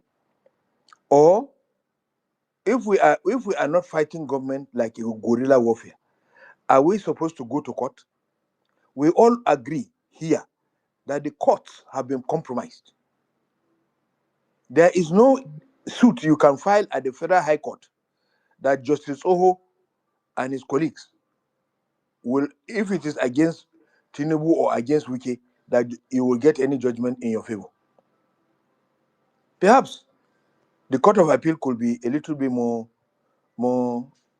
circumspect. But even then, when the matter is sensitive, that woman is involved, you have lost at the Court of Appeal. Now coming to the Supreme Court, that one is like is one arm of government of Tinubu, the Supreme Court, because we have a saying that when a witch cries and a child dies in the morning, you know where it is coming from. Everything that Tinubu said today, you can see it in the judgment of the Supreme Court. He was merely telling us what he told the justices and what they should do. And that is what they did in that judgment. Now, where do we now take our problem to? Political parties. Okay, if political parties for 3 weeks, they perpetually protest with the way Tinubu is going and with the way Wike is, would they change their mind on anything? It was Wike who said that if they remove Fubara, nothing will happen. And that is the view of Mr. President. Nothing will happen. Now, if there is something that will happen, how does it happen? Is it protest that will solve the problem? If we come out to protest for 1 week or for 2 weeks, will Tinubu change his mind? We did protest, don't forget, Nigerians protested for 10 days, from August 1st to August 10th. Did he do anything? We protested on the key economic indicators, those things that are disturbing us. In fact, he even worsened it by his speech. Sorry, Omar, if I may come in now. So what do you suggest we do? What do you suggest we do? We are in a cul-de-sac mindset. When you are in a cul-de-sac, anywhere you go, you are sure you are not going to succeed. So what do? Perhaps the only thing now remaining for Huwara to do is to just ignore the broadcast. He cannot be removed by a broadcast because he was not elected by a broadcast. He has a mandate of the Rivers people, and nobody can suspend him. The president is not a supervisor of governors. He has no powers to supervise states and then remove governors and install somebody. Why was the president very adamant in the local government reform when he said that all local government chairmen must be elected? Secondly, that their monies should be given to them directly. They should have autonomy. What does he mean by autonomy? If they have autonomy, which means that they should be able to exercise their powers, their constitutional powers themselves. And then a governor cannot have autonomy. He cannot. The president will be breathing down his neck because he doesn't like him or because his state is a very important component in his calculation for 2027. I think we are in a very dicey situation, and we can only use the worst case scenario. the people who are affected must lead us before we can now help them.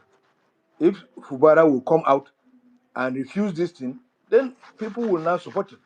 Because once the Rivers people see that Fubara is saying, I don't support this, I don't agree with this, it is unconstitutional, null and void, and of no effect, Rivers people will come out and say, yes, it is of course inconsequential. We will not take anybody that will be coming, they will send to come and rule us from somewhere by proxy. We will not agree. Our resources will be stolen through that means. But if we are going to rely on all the institutions that we have on ground, I'm sorry, those institutions will not work. And there is no amount of protest, no amount of protest, no amount of shouting, no amount of that will save us. Now, secondly, the National Assembly that we are now looking at. How will the National Assembly be mustered to have conscience, to vote according to their conscience, and not according to the money that the man is giving them? Because when he came in, he started distributing money. He was distributing monies that people were not even asking him to distribute. The judiciary were giving 300 billion or something additionally to do whatever they like. Their salaries, without even asking, was increased and doubled, and so many other things, just so that they make them subservient to his instruction. Now, the National Assembly is almost the same. It is not only PDP that is in the National Assembly. We are seeing Labour Party. They are all decamping to APC because the man is giving them money. So don't blame a political party. A political party can give instruction. Look, when it comes to vote, when it comes vote this, when it goes to voting, they will not refuse to listen to the political party because they know that they will get something. Money will be given to them, so they will not listen to what their party is saying. I remember there was the normal procedure for appointment of minority groups in the National Assembly was that it was the political parties with the highest minority that will give the minority leader. But APC changed it during the current chief of staff, Dr. Tinubu. They changed it. What happened was that the minority leader was selected by him. He said he will not take any minority leader position from the party, that he is the one who will select minority leader. Everything they are changing and doing it the way they want. So it is not only about Rivers it is about the institutions of Nigeria. How do we protect our institutions? How do we, if we are talking about election, if we are talking about, are you sure that we will have an electoral act that will satisfy us? The Okay. electoral act will be done in such a manner that it will satisfy his own interest. Look at the passage of a national anthem. A national anthem, because the president said, I enjoy the former national anthem better than this one. Within 1 week, they have already changed the national anthem, the National Assembly. So where do we go? All the institutions have been compromised. Thank you. All right. Thank you very much, Umar. I've listened to what you've said. So in everything that you said, you still agreed with what the other speaker said, because at the end of the day, it would appear that the president is in charge of everything. So when people say he's in charge of everything, 2027 might not work, they're not saying anything wrong, because you said we have protested and they didn't yield any result. But there's something else that you said. Respectfully, I will respectfully disagree with you. When you talked about that, it's not about the political parties. It has to be about political party. Sim Fubara ran on the platform of the PDP. So if there's any political party that will champion this, it has to be the PDP. So when we say it's not about the political party, I don't think we are being fair, because he ran on the political, platform of the PDP. So the PDP should be the ones in full front, then the other Nigerians will follow suit. Right? That's my view on it anyway. But thank you very much, Umar, and we should be rounding up. But quickly, let me pass the mic to Barrister Effiong. Where do we go from here, sir? Well, there was a time in my life I used to have some modicum of optimism in this country. But sadly, every day my hope is shattered. I'm not sure if Nigeria is redeemable. Big friend, the late Pius Adesame, in his one of his last article, I think his last article in this day, if I'm not mistaken, or Tribune, titled "Injury Time." He wrote an article shortly before the Ethiopian crash where he lost his life, and he said something very philosophical. He said Nigeria is going through a phase where that he has come to. In fact, he basically admitted that look, he does not see change, at least not anytime soon, or not in his lifetime. But he concluded by saying that look, we have to make effort, we have to speak, we have to take a different position just for the sake of archaeology, so that in the future, when archaeologists will excavate the place known as Nigeria, they will see, remnants of dissent that he had expressed. He was speaking philosophy, but it made a lot of sense. Why I'm saying that is because in Rivers State there is NLC, there is TUC, there is the NUT, the Nigerian Union of Teachers. We have NBA, we have NURTW, we have all sort of unions and organizations in Rivers State. They all have branches in Rivers State. What is their position on what has happened? I'm happy that the NBA, the current NBA that I belong, the current NBA leadership has issued a statement unmistakably disavowing what has happened. Tinubu, funny enough, it's just a ridiculous proclamation. Can you even imagine him saying, for example, that the judiciary will not be affected? So meaning he could have even suspended the judges. I mean, this man is just making a mockery of himself. I'm mentioning those bodies because, like I said, contrary to what Umar is saying, PDP has lost its identity as a political party. So let's not depend on the PDP. We've all agreed on that. Let's not depend on the so-called opposition lawmakers. We've agreed on that. People are saying let's not depend on the courts. Me, I don't want to go into that. But how about the civil society? If the NLC says, oh, because it is the responsibility of the governor to take care of the welfare of workers, the governor has been suspended, the welfare of workers is threatened, does the NLC have the right to ask their members to stay at home? Will they endorse what has happened? Because the kind of reaction that will force Tinubu's hand to reverse this decision, I'm not seeing any indication that any of that will happen. I think, quite sadly, at some point, we may have to really have a conversation on whether Nigerians are conquered people or not. It is left for the only situation where this decision will be reversed is if Nigerians, particularly people of Rivers State, reject it in their millions. That is the only way. I don't see this being solved through the institutions, unfortunately. Even the options of constitutional reference.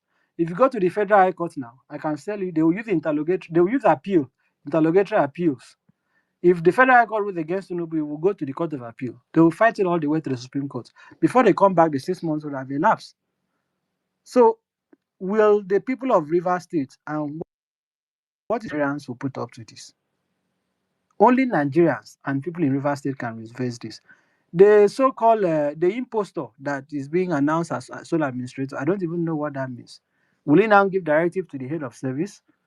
Will he now give directive to civil servants in the state, who will now administer the funds of the state? I don't even understand what the man is talking about. He said he cannot make new law. Can he make gubernatorial appointments? Because under the constitution, I always draw a distinction between executive and gubernatorial powers. Executive powers are exercisable by members of the executive, superintended by the president and governor. The presidential and gubernatorial powers are exclusive to the president and governor under the constitution. Can a sole administrator assume gubernatorial functions? Can he make appointments that are exclusive to the governor?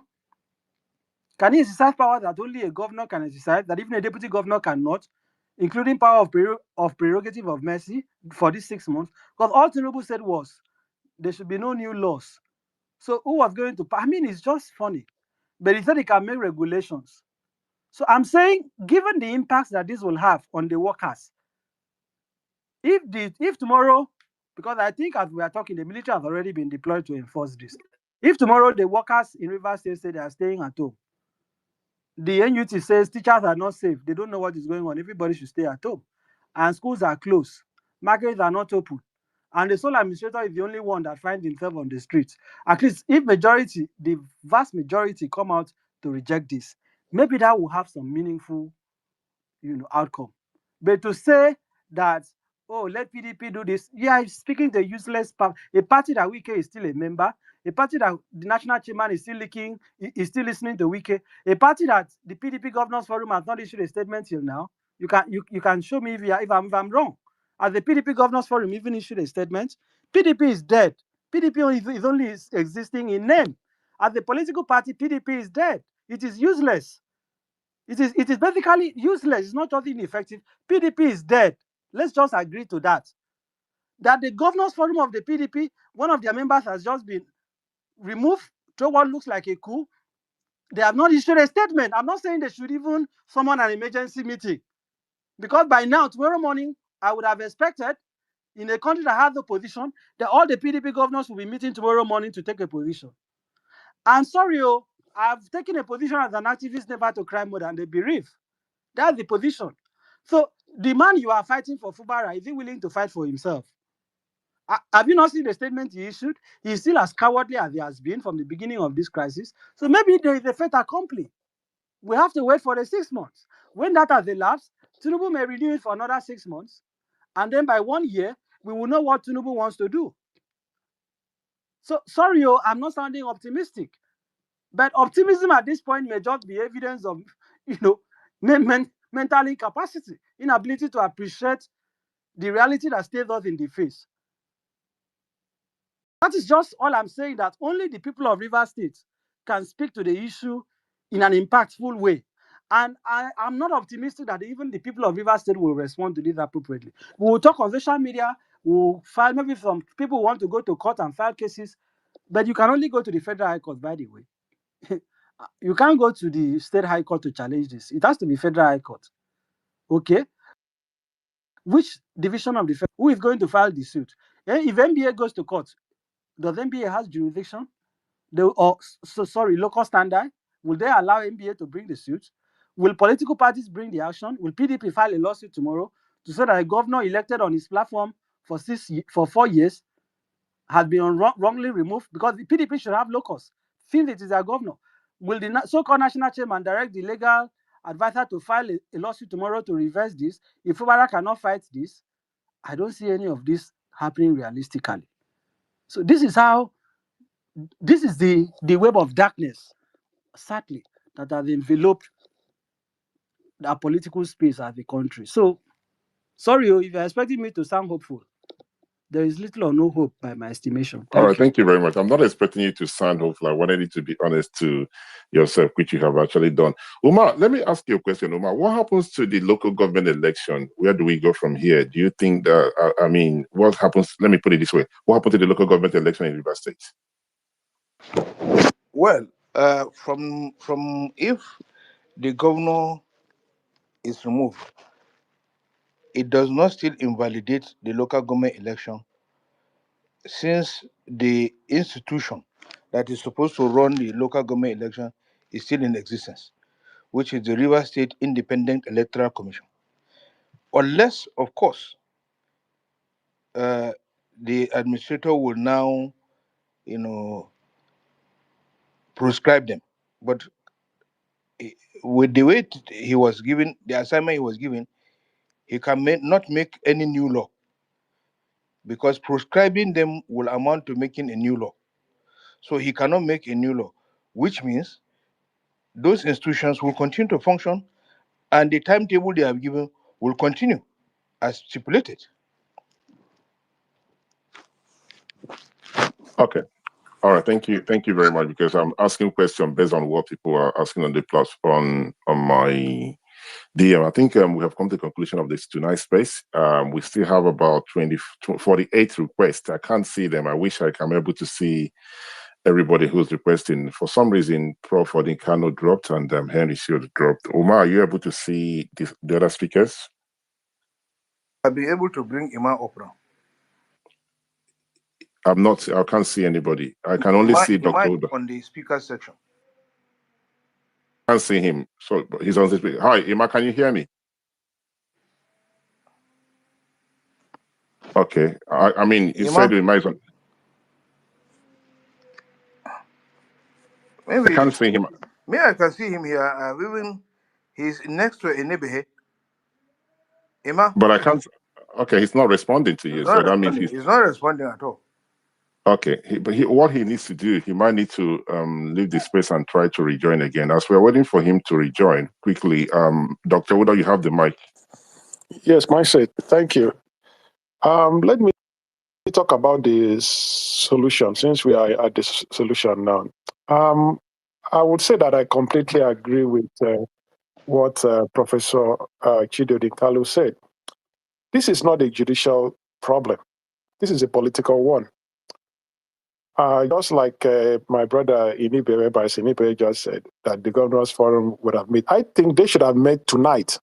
The urgency of the matter does not even warrant them waiting till tomorrow morning. Why do you wait till tomorrow morning? Your colleague that was duly elected as a governor like you has been removed by a president who lacks the power to do that. I mean, we have all discussed about the procedures of how to remove a sitting governor, right? Through impeachment, which they clearly do not have because the chief judge was not with them. It was Nyesom Wike that appointed that chief judge. He's his own man, but he's no longer with him. So they tried to bring out a case of age falsification to see how they can remove him and put the person that will help them with the procedure. So clearly he doesn't have, this is a clear case of political calculation. They have calculated it, that they don't have the numbers or they don't have all the things in place to go proceed with the impeachment. They now are playing the state of emergency card, which still cannot work if the opposition is doing its job. PDP, that's why I'm not even going to call LP, because PDP has most senators. They have 38 senators. They have about 118 House of Reps members. They have, even without the Labour Party, PDP has the number for them not to get the two-third as it stands to conclude this thing. What are they doing about it? My brother Omar, I'm sorry to say this. The PDP has failed. They are dead. As a party, we are dead. Are you going to tell me that this deliberation, because the House has just announced that they have received the letter from the president, so are you going to tell me that it's going to go on the floor tomorrow and they will muzzle out to tell and remove an elected governor of a state? Oh my God. And the man that is a central character to all this thing, his name was not even mentioned. All the blame was laid on the governor, when this thing could have simply been resolved by the president calling Wike to order. That is what would have resolved this thing. In fact, when the issue happened in Lagos State, he called them. He resolved it. Look, I expect the people of Rivers State to defend the mandate that they gave to their governor. If by tomorrow, or from this night, they are not, the people have not taken over the government house, their own government house, because they own the government house. If they have not taken over the government house, taken over the street of Rivers State, taken over even the airport, taken over everywhere, then I think they didn't elect him. They did not elect him. This is not anything to leave it to the judiciary. We know how it's going to end. Forget about the judiciary. Nobody is talking about the judiciary here. We are talking about a political problem created by politicians, created by a man that ruled for 8 years and he's not enough. I don't know what he left in Moscow House, or is it they call it, what is it now, that reverse? I don't know what he left there, that he doesn't want to leave the state to be in peace. Oh my God! See, so I think, Mama said, look, I think from what I understand, I think the lawyers have said everything. They have broken it down. He still remains the governor of the state. He has his full immunity for 4 years. So I don't expect them saying, oh, they are going to maybe arrest him or whatever. No, they cannot. Even the so-called suspension is unconstitutional, is illegal. Okay? So he still needs to be at the forefront too. He needs to be at the forefront. He needs to take his case to the people who elected him. And I also expect other states to join in and help him. Okay? Other state governors should come together, because if this man can do this, Ekiti State is there, Osun State is there. There are other states that this man is very much sorry, I said Ekiti, Osun State, sorry, because this is another state that is very much interested in. So the PDP governors, it is in their own interest to stand up and fight for their own colleague. Because if they allow this man to be removed like that, like we have watched this thing like a movie for the past how many months, we have watched it every day from the initial problem that we saw where there was that fire incident in the House of Assembly, which the president now is even blaming him. I don't know when they conducted an investigation and they concluded that it was the governor that put fire in the house. I saw the speech, I listened to him and I read it again just to be sure that what he said or what he was speaking on that presidential broadcast is what I heard. He didn't even mention any blame, apportion any blame to the man that is his own appointee. He did not even say anything. And then he laid all the blame on this man and now decided to declare a state of emergency and bring in an administrator that nobody casted a vote for him. So my mindset, just like I've said, tomorrow is when I will know whether truly people of Rivers State had elected this man. All right. This man, yes, mindset. So this is my own stand. You asking for a solution. My own solution is that the people should take over their state and restore law and order in their own state. Over to you, mindset. Thank you. All right. All right. Thank you very much, Dr. Uda, for your submission. So I've just got an information coming through from People's Gazette. It said soldiers hold Fubara families hostage at Rivers Governor's Residence. This is the latest information I've just gotten right now. It's out there for everyone who is interested to go and read on it. It said that the soldiers are holding Fubara's family hostage. But I'm pleased to say we have Ima on the platform. Ima, good evening and thank you for joining us. Good evening, Mindset. I don't know if you can hear me very well. Yes, please go ahead. Okay, thank you. Honestly, today it's a sad day. It's a very, very sad day. For many of us who have followed politics, who have spoken in defense of democracy, and have defended democracy to the best of our own little ability. Today is a sad day. I wanted to ask because I'm aware that the PDP governors are currently meeting. They're having a Zoom meeting, so I'm aware they're currently meeting. But I wanted to ask Barrister first, maybe before I make my own submission. Is it possible for PDP governors to go to the Supreme Court and ask for a proper interpretation of what has happened today?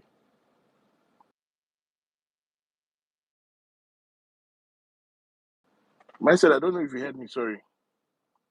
Yeah, I think the question was for Barrister Effiong, right? Yes. Yeah. Before I will make my own. Yeah, that's fine. I'm not a barrister, so I think Barrister Effiong will respond. Barrister, you had the question, right? His mic is on, but it appears it's not responding. Is it from my end? Sorry, can anybody hear him? Yes, I think it's from his end. Okay, Barrister Effiong, your mic is on, but we are not able to hear you. Ima did ask a question. I'm not sure what the problem is. Okay, Ima, since he's not responding yet, can you please continue with your submission? Then as soon as he's free to respond, they will bring him back. Thank you. No, he can ask Okay, Henry, thank you. since we have Henry on the platform. Okay, if there's any lawyer, I just wanted to find out first before I make my submission. Okay, if you want to repeat the question again, we have another question. Sorry, myself, I've just chipped in, but that's fine. Okay, Henry, go ahead if you want to respond to that question, please. Thank you. So Ima, I understand the purpose of your question. It's a very interesting question you're asking. So the Supreme Court has original jurisdiction. What it means is that it has jurisdiction to hear matters at first instance, and a matter by a state government against the federal government, for instance, or by the National Assembly against the federal government is one of those matters. So any of the PDP governors can activate the machinery of the state, say the Attorney General, and they can fast track even Fubara himself. They can take matters to the Supreme Court, and he goes there um, as a matter of first instance, so that it doesn't have to go through the usual hall of Federal High Courts, Court of Appeal, and all that. I think that's the hub of your question. Okay, thank you so much. Let me just make my own submission myself. Can I go ahead? Please go ahead, sir. Okay. Good evening, Augustine and Doc and Harry and every other person. Ariwa, I greet every other person on the platform. So I have listened with keen interest. Hello, Mike. Can you A hear me lot now? of people. Yes, I can hear you. Sorry, Ima, can you hold your thought for a minute, sir? Barrister Efron, are you back? Yes, I'm back. I think my network, I had a glitch. Uh, Okay. I've listened to my learned friend, his opinion. Mine is not so definite. The reason is because for you to activate the original jurisdiction of the Supreme Court, there are two things that must be present. Because that subject matter, two things are determinative of it. Number one is the party. Number two is the presence of dispute. There has to be a dispute, okay? A dispute between the parties that are capable of activating that jurisdiction. And I said, look at section 231 of the Constitution on the original jurisdiction of the Supreme Court. You see who the parties are. Then look at what there's a law called Supreme Court Additional Jurisdiction Act that further expanded that original jurisdiction. Now, this matter is the nature of this dispute seems to be circumscribed to Rivers State. Okay, what has happened is that the president has removed a governor of a particular state. Does that necessarily amount to a dispute between the federal government, right? It's a dispute between the federal government and the state, by the way, not between governors. The dispute between a governor and the president, I'm not sure it's covered by the original jurisdiction of the Supreme Court. I'm not sure, but I know that the dispute between a state, okay, and the federal government or the federation, in quotes, is within the original jurisdiction. Now, is there a dispute? The Supreme Court has, in plethora of cases, offered perspective and definition on what amounts to a dispute within the purview and contemplation of section 231. I think the best bet for me is every legal option should be pursued. I'm not going to dismiss such an action. Let them try it and put the argument. It is better to have as many possible legal challenges to this as possible. Let the one that will scale through on the merits scale through. But I am not optimistic that this is possible, because that would mean that the governors of the APC, of the PDP states will instruct the attorney generals to bring a joint action at the Supreme Court, so that if the president can remove the governor of Rivers, then he can also remove the governors of those states. Then in that sense, one can say there is a dispute. But on the other hand, the matter is geographical, it's limited to Rivers. So it's a yes or no thing. It can be argued either way, but my recommendation is let it be done. I have told you personally what I feel Fubara should do. By now, his lawyers should be putting the papers together. Approach the Federal High Court. I don't think he can go directly to the Supreme Court now, because there is no Attorney General. And contrary to your expectation, I can tell you, Tinubu will use all military might to enforce this order. Somebody was speaking about local government election. Sorry, Umar, there will be no local government election. You are dealing with people that are sophisticated manipulators. Before they took this decision, they have objective they want to achieve. One of which is to stop that local government election. Whoever the so-called administrator is, you may be seeing a memo tomorrow to the Rivers State Independent Electoral Commission stopping them from going ahead. They will not allow it. Go and write it down. I'm ready to bet on this. They will not allow local government election for the 6 months. There are certain things that will happen. There is a part of that proclamation of the speech that you should pay attention to. Tinubu said the sole administrator that no new laws should be made. Okay, as if a sole administrator is now having both legislative and judicial and executive power. That is part of the reason why this is just insane. For those who are saying he has the power to do it, because it will imply that we now have a fusion of both legislative and executive powers. That will clearly offend the spirit and letters of section of the separation of powers under section 4, 5, and 6. You cannot have legislative power and executive power exercised by one entity or authority under a constitutional system. It is impossible. It is simply impossible. The best bet that you can have,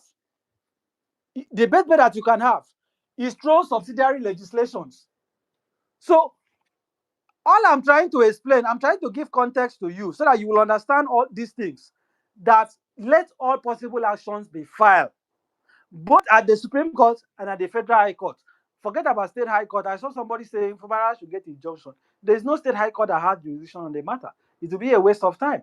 And with what has happened in the defection case, my suspicion is that judges of the State High Court are being circumspect.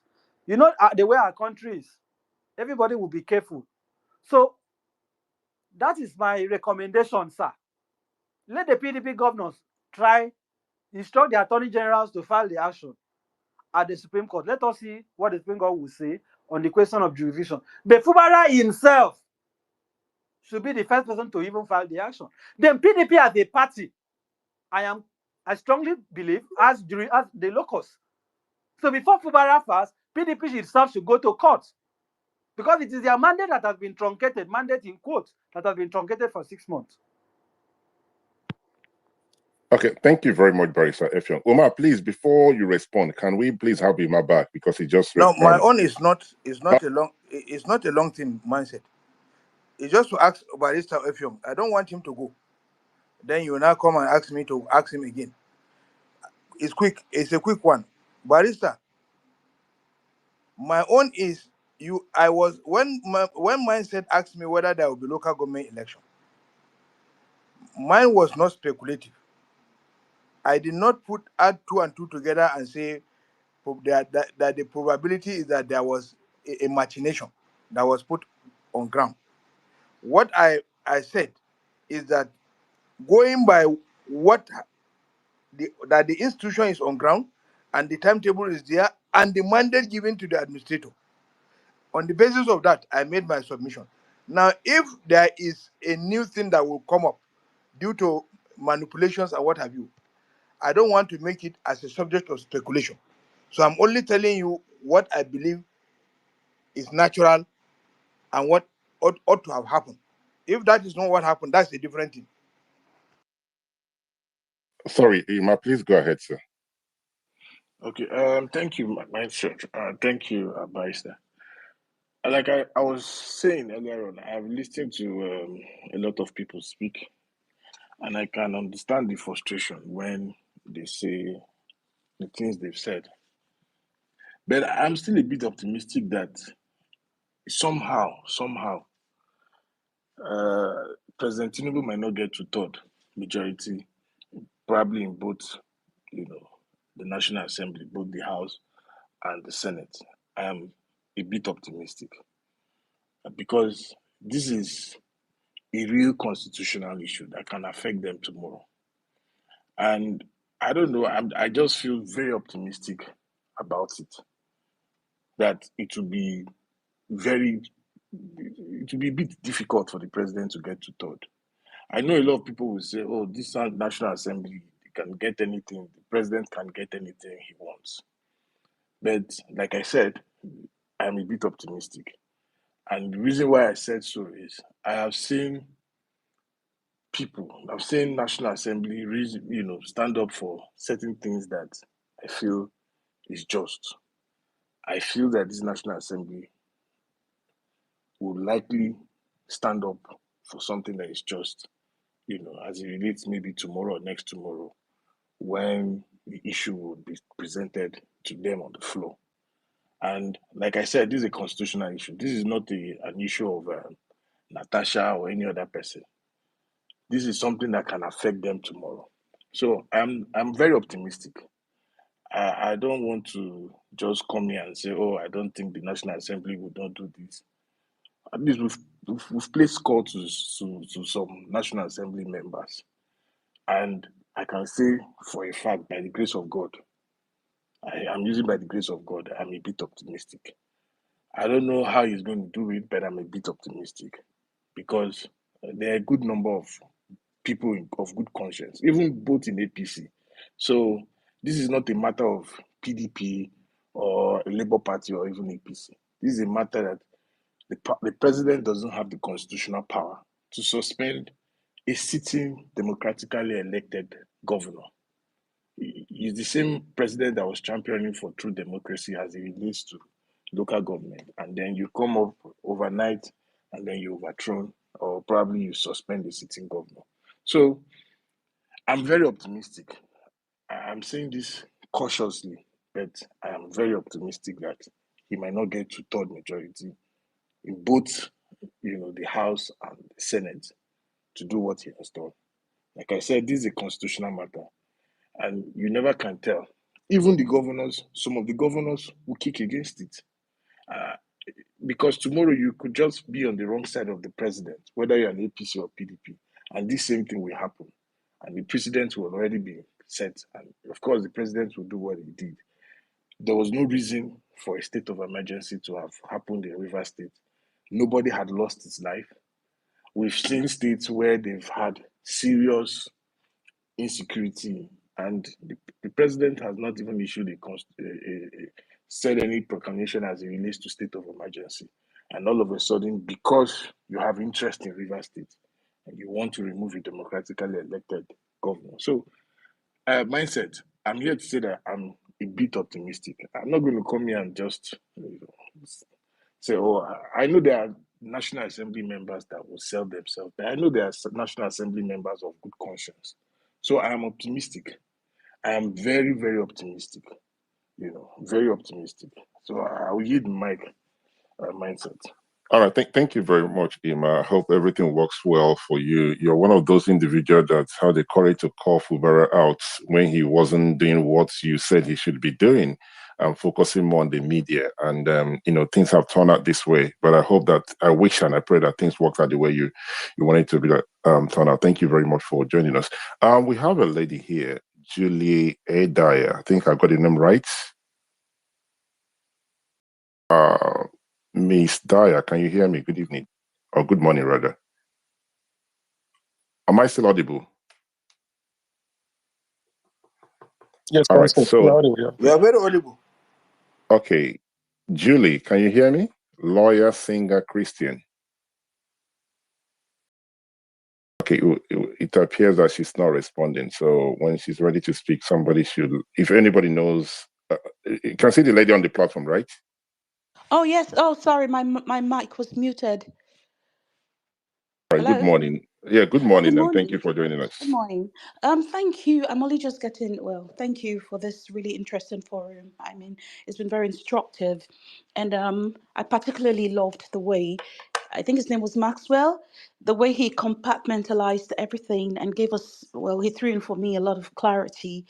Because I knew something just didn't quite add up. And then when he came on, he really made it clear what was missing about impeaching the governor, sitting voted governor. I'm from River State, and I've been traumatized all day because I think the people are being taken for granted, and I mean, I'm a lawyer, but I'm not British England law. So I'm not very conversant with Nigerian constitution, about these fine details. But I think from all most of you have said here, it's quite clear that there's been some act of ultravirus here, and it really shouldn't stand. I'm hoping that people of River State, by the crack of dawn, if not even now, would have mobilized themselves to, is it Occupy, stand in front of Government House, which I think it's Brick House. Somebody was trying to remember the name. Be in front of the gate and all around the back of it, the secretariat, the airports, the ports, every landmark. site that affects the government to protest this. I think it's time for the people to rise up and have their say heard that they voted this man, and nobody can lay claim on his mandate. He's a elected official, and we've never really seen this sort of thing happen before. And like you said, if he tested his power with Sim, because now I'm beginning to think that there's hierarchy among even the governors, because in the first place, Sim Fubar has been tossed around so unfairly, distracted, and detracted from what he's supposed to be doing for the state. So I hope this would be a turning point. I'm glad somebody quoted Gani Fayemi here, and said, those who um, work with dictatorship get consumed by it. You know, this is really, really this is a very unacceptable thing that has happened, and I'm so happy to see that Nigerians are all across board.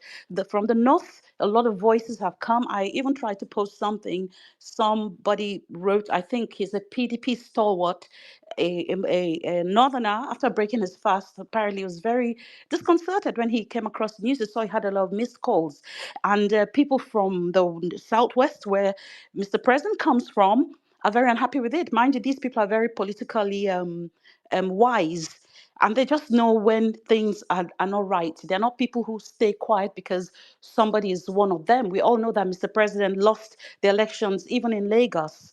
So Port Harcourt, where he won, why should he take the people for granted? Has he considered how we feel? Has he considered whether we don't want the governor? This has gone on for too long, and maybe it had to come. This might be the straw that has broken the camel's back for it to be the turning point. This might just be the tipping point. So, I had some train of thoughts and some things I even wanted to ask, but through the discussion, I've gathered, quite a bit. And the last speaker said he's confident that apparently I thought it was the House of Assembly, the State House of Assembly, who needs to do the impeaching, the vote or whatever. But he said something about the National Assembly. There are men of good conscience there, and when it comes to something critical, I think they will rise to the occasion and they will do the right thing. So, that has really made me a bit more optimistic, because, like I said, I was traumatized when I heard this. Um, well, I didn't know I was going to be called up. I had my thoughts together, but by the time it came, I'd it looks like we're rounding up. Anyway, however, thank you so much for this. I think I honestly, as I'm here, I feel like taking a flight to Riverside and ask people, hey, are you sleeping? Let's get out there. We can't allow this happen. The people need to have a say. There's something about the people's power. Oh, there was something somebody wrote. His name is Dr. Umar Ado. Just yesterday, he posted something and he talked about the concept of departmentalism. Yeah, it was very interesting. So I even responded and thanked him for it. He talked about, well, with it, he interrogated a situation whereby, was it something about the judiciary being binding on all the arms of government, which somebody here too has also said mentioned on it about the what's it called, the balances and checks of the arms of government. So that should come in play. Well, that's departmentalism is it's something about and also a precedent not really being binding altogether, or not being binding on all the arms of government.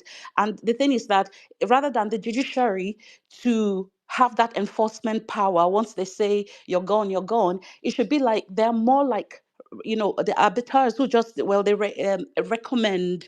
They're more like the advice, right? And then the people, whoever is affected, the party affected, should have the self-respect to act accordingly, or the arm should have the self-respect to act accordingly. And when you wrote that, I looked at it and I said, well, on the surface, if you look at this, it looks like a vehicle that's just going to convey chaos, right? But on a deeper note, it might be the necessary ingredients to trigger the people into realizing that they do have a power, and to use the power of the people. Because if the judiciary recommends something disinterestedly, according to the spirit of the letter, then the people would be able to, say, yes, well, this is the right thing. Now, if this is the way it happens, since they don't have, the judiciary wouldn't have enforcement power, the other two arms might not find any need to incentivize them to, give them monetary or whatever, sort of corrupt their judgment. So since they don't even have the power to enforce. And so the people might be able to use that disposition to appropriate the necessary steps to ensure that the consensual action is taken. So yeah. So anyway, thank you. The last speaker gave me hope. Let's really hope that the Senate will do the right thing, the National Assembly will do the right thing, and this won't go out of hand, because it's starting a very bad, trend. So if it gets River State, which is supposed to be a very solid state, I mean, it means many other states that are so dependent on federal government allocations and things like that would just be a matter of, would just be easy peasy. So that's all I have to say. Thank you for the opportunity to um, to to partake in this discussion. I'm done. All right, thank you very much, Ms. Dyer, for your wonderful submission. I'll quickly pass the mic to Barrister Henry. Please go ahead, sir. Thank you, my sense. Just to confirm, am I audible? Yes, you are. Okay, yeah. So just I like the fact of what Ima said. You know, Ima give quite a number of us hope. And just to draw attention to what my learned senior friend, Barrister Effiong, said, I think it is important that Fubara explores all the remedies available to him. Those of you who have your constitutions can look at section 232. It's pretty straightforward to the extent that if there's a dispute between the federation and the states, that you can approach the Supreme Court straight, because the Supreme Court has what it refers to as original jurisdiction. And for me, I think this is critical because I cannot fathom anything that looks like a bigger dispute in law against a state than what Tinubu has done. And it is also important to say that what we're seeing now is a gradual erosion of our democratic values. Personally, I think after tomorrow, I would know whether there's going to be, hope for our federalism and democracy in the long run. Because this stuff is something that has been building for a time now. You'll recall that some time ago, when Buhari used an ex parte order to remove the CJN, people were quiet. What he did then was an emasculation of the judiciary. And so much so that today, everybody is saying go to court, but deep down we're like, well, is it not the court that some of these people have bragged that they bought, or the court that a senator walked up in front of national TV and said his wife was approached by members of the Senate there and he facilitated their return to the Senate? So these are the things that are happening. And you find that many times when these things happen, even some of the people on the space today, some of the people who we see, were giving some form of philosophical support to what some of these people were doing. Buhari will do XYZ, they'll say Buhari, they'll say Baba, and all the rest. Today, we're reaping the repercussions. And it is time for even associations like the NBA to take the center stage, because at the end of the day, where you have a system that touts to rest on the rule of law, a democratic and federalist system, where you have three arms of government, the executive, the judiciary, and the legislature, and they agree or they admit to run with the doctrine of separation of powers. And today we can say that the judiciary has probably less than 10% confidence of the masses. And today we're seeing not just the erosion of federalist principles at the federal government, but we're now beginning to see the federal government step into the powers of the states. What it means in essence is that both the fragile constitution, the fragile democracy we're practicing has no meaning. And if by tomorrow Rivers State doesn't give Nigeria the hope that some of us are hoping to see in defense of its democratic principles, I dare say that my fear is that things can only get very worse. And I think this is also a very interesting point for Nigerians, because many times we say we're running a federalism, blah, blah. Many people don't understand what it means to run a federalism. The whole construct of a federalism is that component units function virtually independent of the federal government. That's the whole construct. You see, there was a time I made a remark and I said, for instance, if the federal government has powers to or dares make any legislation at all, it ought to be powers that is derived specifically from the exclusive list. Any powers that is not derived from the exclusive list, if the federal government purports to make a law, that law is invalid. Today, what you have is, I give an example, the Cyber Crimes Act. The Cyber Crimes Act is a law where you cannot point to any power in the exclusive list where that law came from. People will tell you, well, it came from telecommunication law. There's a general clause that says, the federal government has incidental ancillary powers. That's a very flawed understanding of federalism as it ought to operate. And that's why we're seeing all this erosion going on. Federal government jumping into powers, purporting to have take on responsibilities that the constitution does not envisage. And today, look at where we are. Tinubu sits down somewhere, having clearly seen what the constitution says about the process for removing a governor, having clearly seen what the constitution said about the process for dissolving a House of Assembly, he purports to remove the governor through extra constitutional means. And I think it's shameful that you still find some people supporting it. But I dare say that why this is very important for us, both for those who can use their voices to, use, through advocacy, throw light on these things, tag human rights societies and international bodies that are monitoring. It's because if we don't survive this stage, it only gets worse. From Buhari till today, things have cascaded and it is getting worse. So this is the point for us to see this as a level where it's either we're going to make progress or we just call a spade and say, you know what, we're not really practicing a democracy. This is more or less an autocracy with democracy sheep clothing. Thank you, Mindset. All right, thank you very much, Barrister Henry, or Mr. Henry, as you fondly want me to call you. Thank you for your wonderful submission. We still have about 39 requests. I'm not able to see anybody requesting for the mic, and my co-host, Umar Sani, have done his absolutely best to make sure that he brings a lot of people up. But at this stage, we are not able to see more other requests. Umar, please, can you see any other person requesting for the mic? I think it is now high time for us to close. We have just 104. Well, my question, did you see anybody requesting for the mic, sir? That was my question, sir. All right, thank you very much. So I've got a lot of messages that it would have been nice to allow people from Rivers State to speak, but the good thing is that we are all Nigerians, and anything that concerns Rivers State concerns each and every one of us. But pleased to say that we had Miss A. Dyer, who is from Rivers State. She has made a very wonderful submission. On that note, we wish that things worked hard for Fubara, and if there's any way Nigerians can come together and help and make sure that the democracy that we all fought hard for survive, this is the time for us not to go back to dark ages. But on that note, I wish everybody well, and I will see you some other time. Enjoy the rest of your month.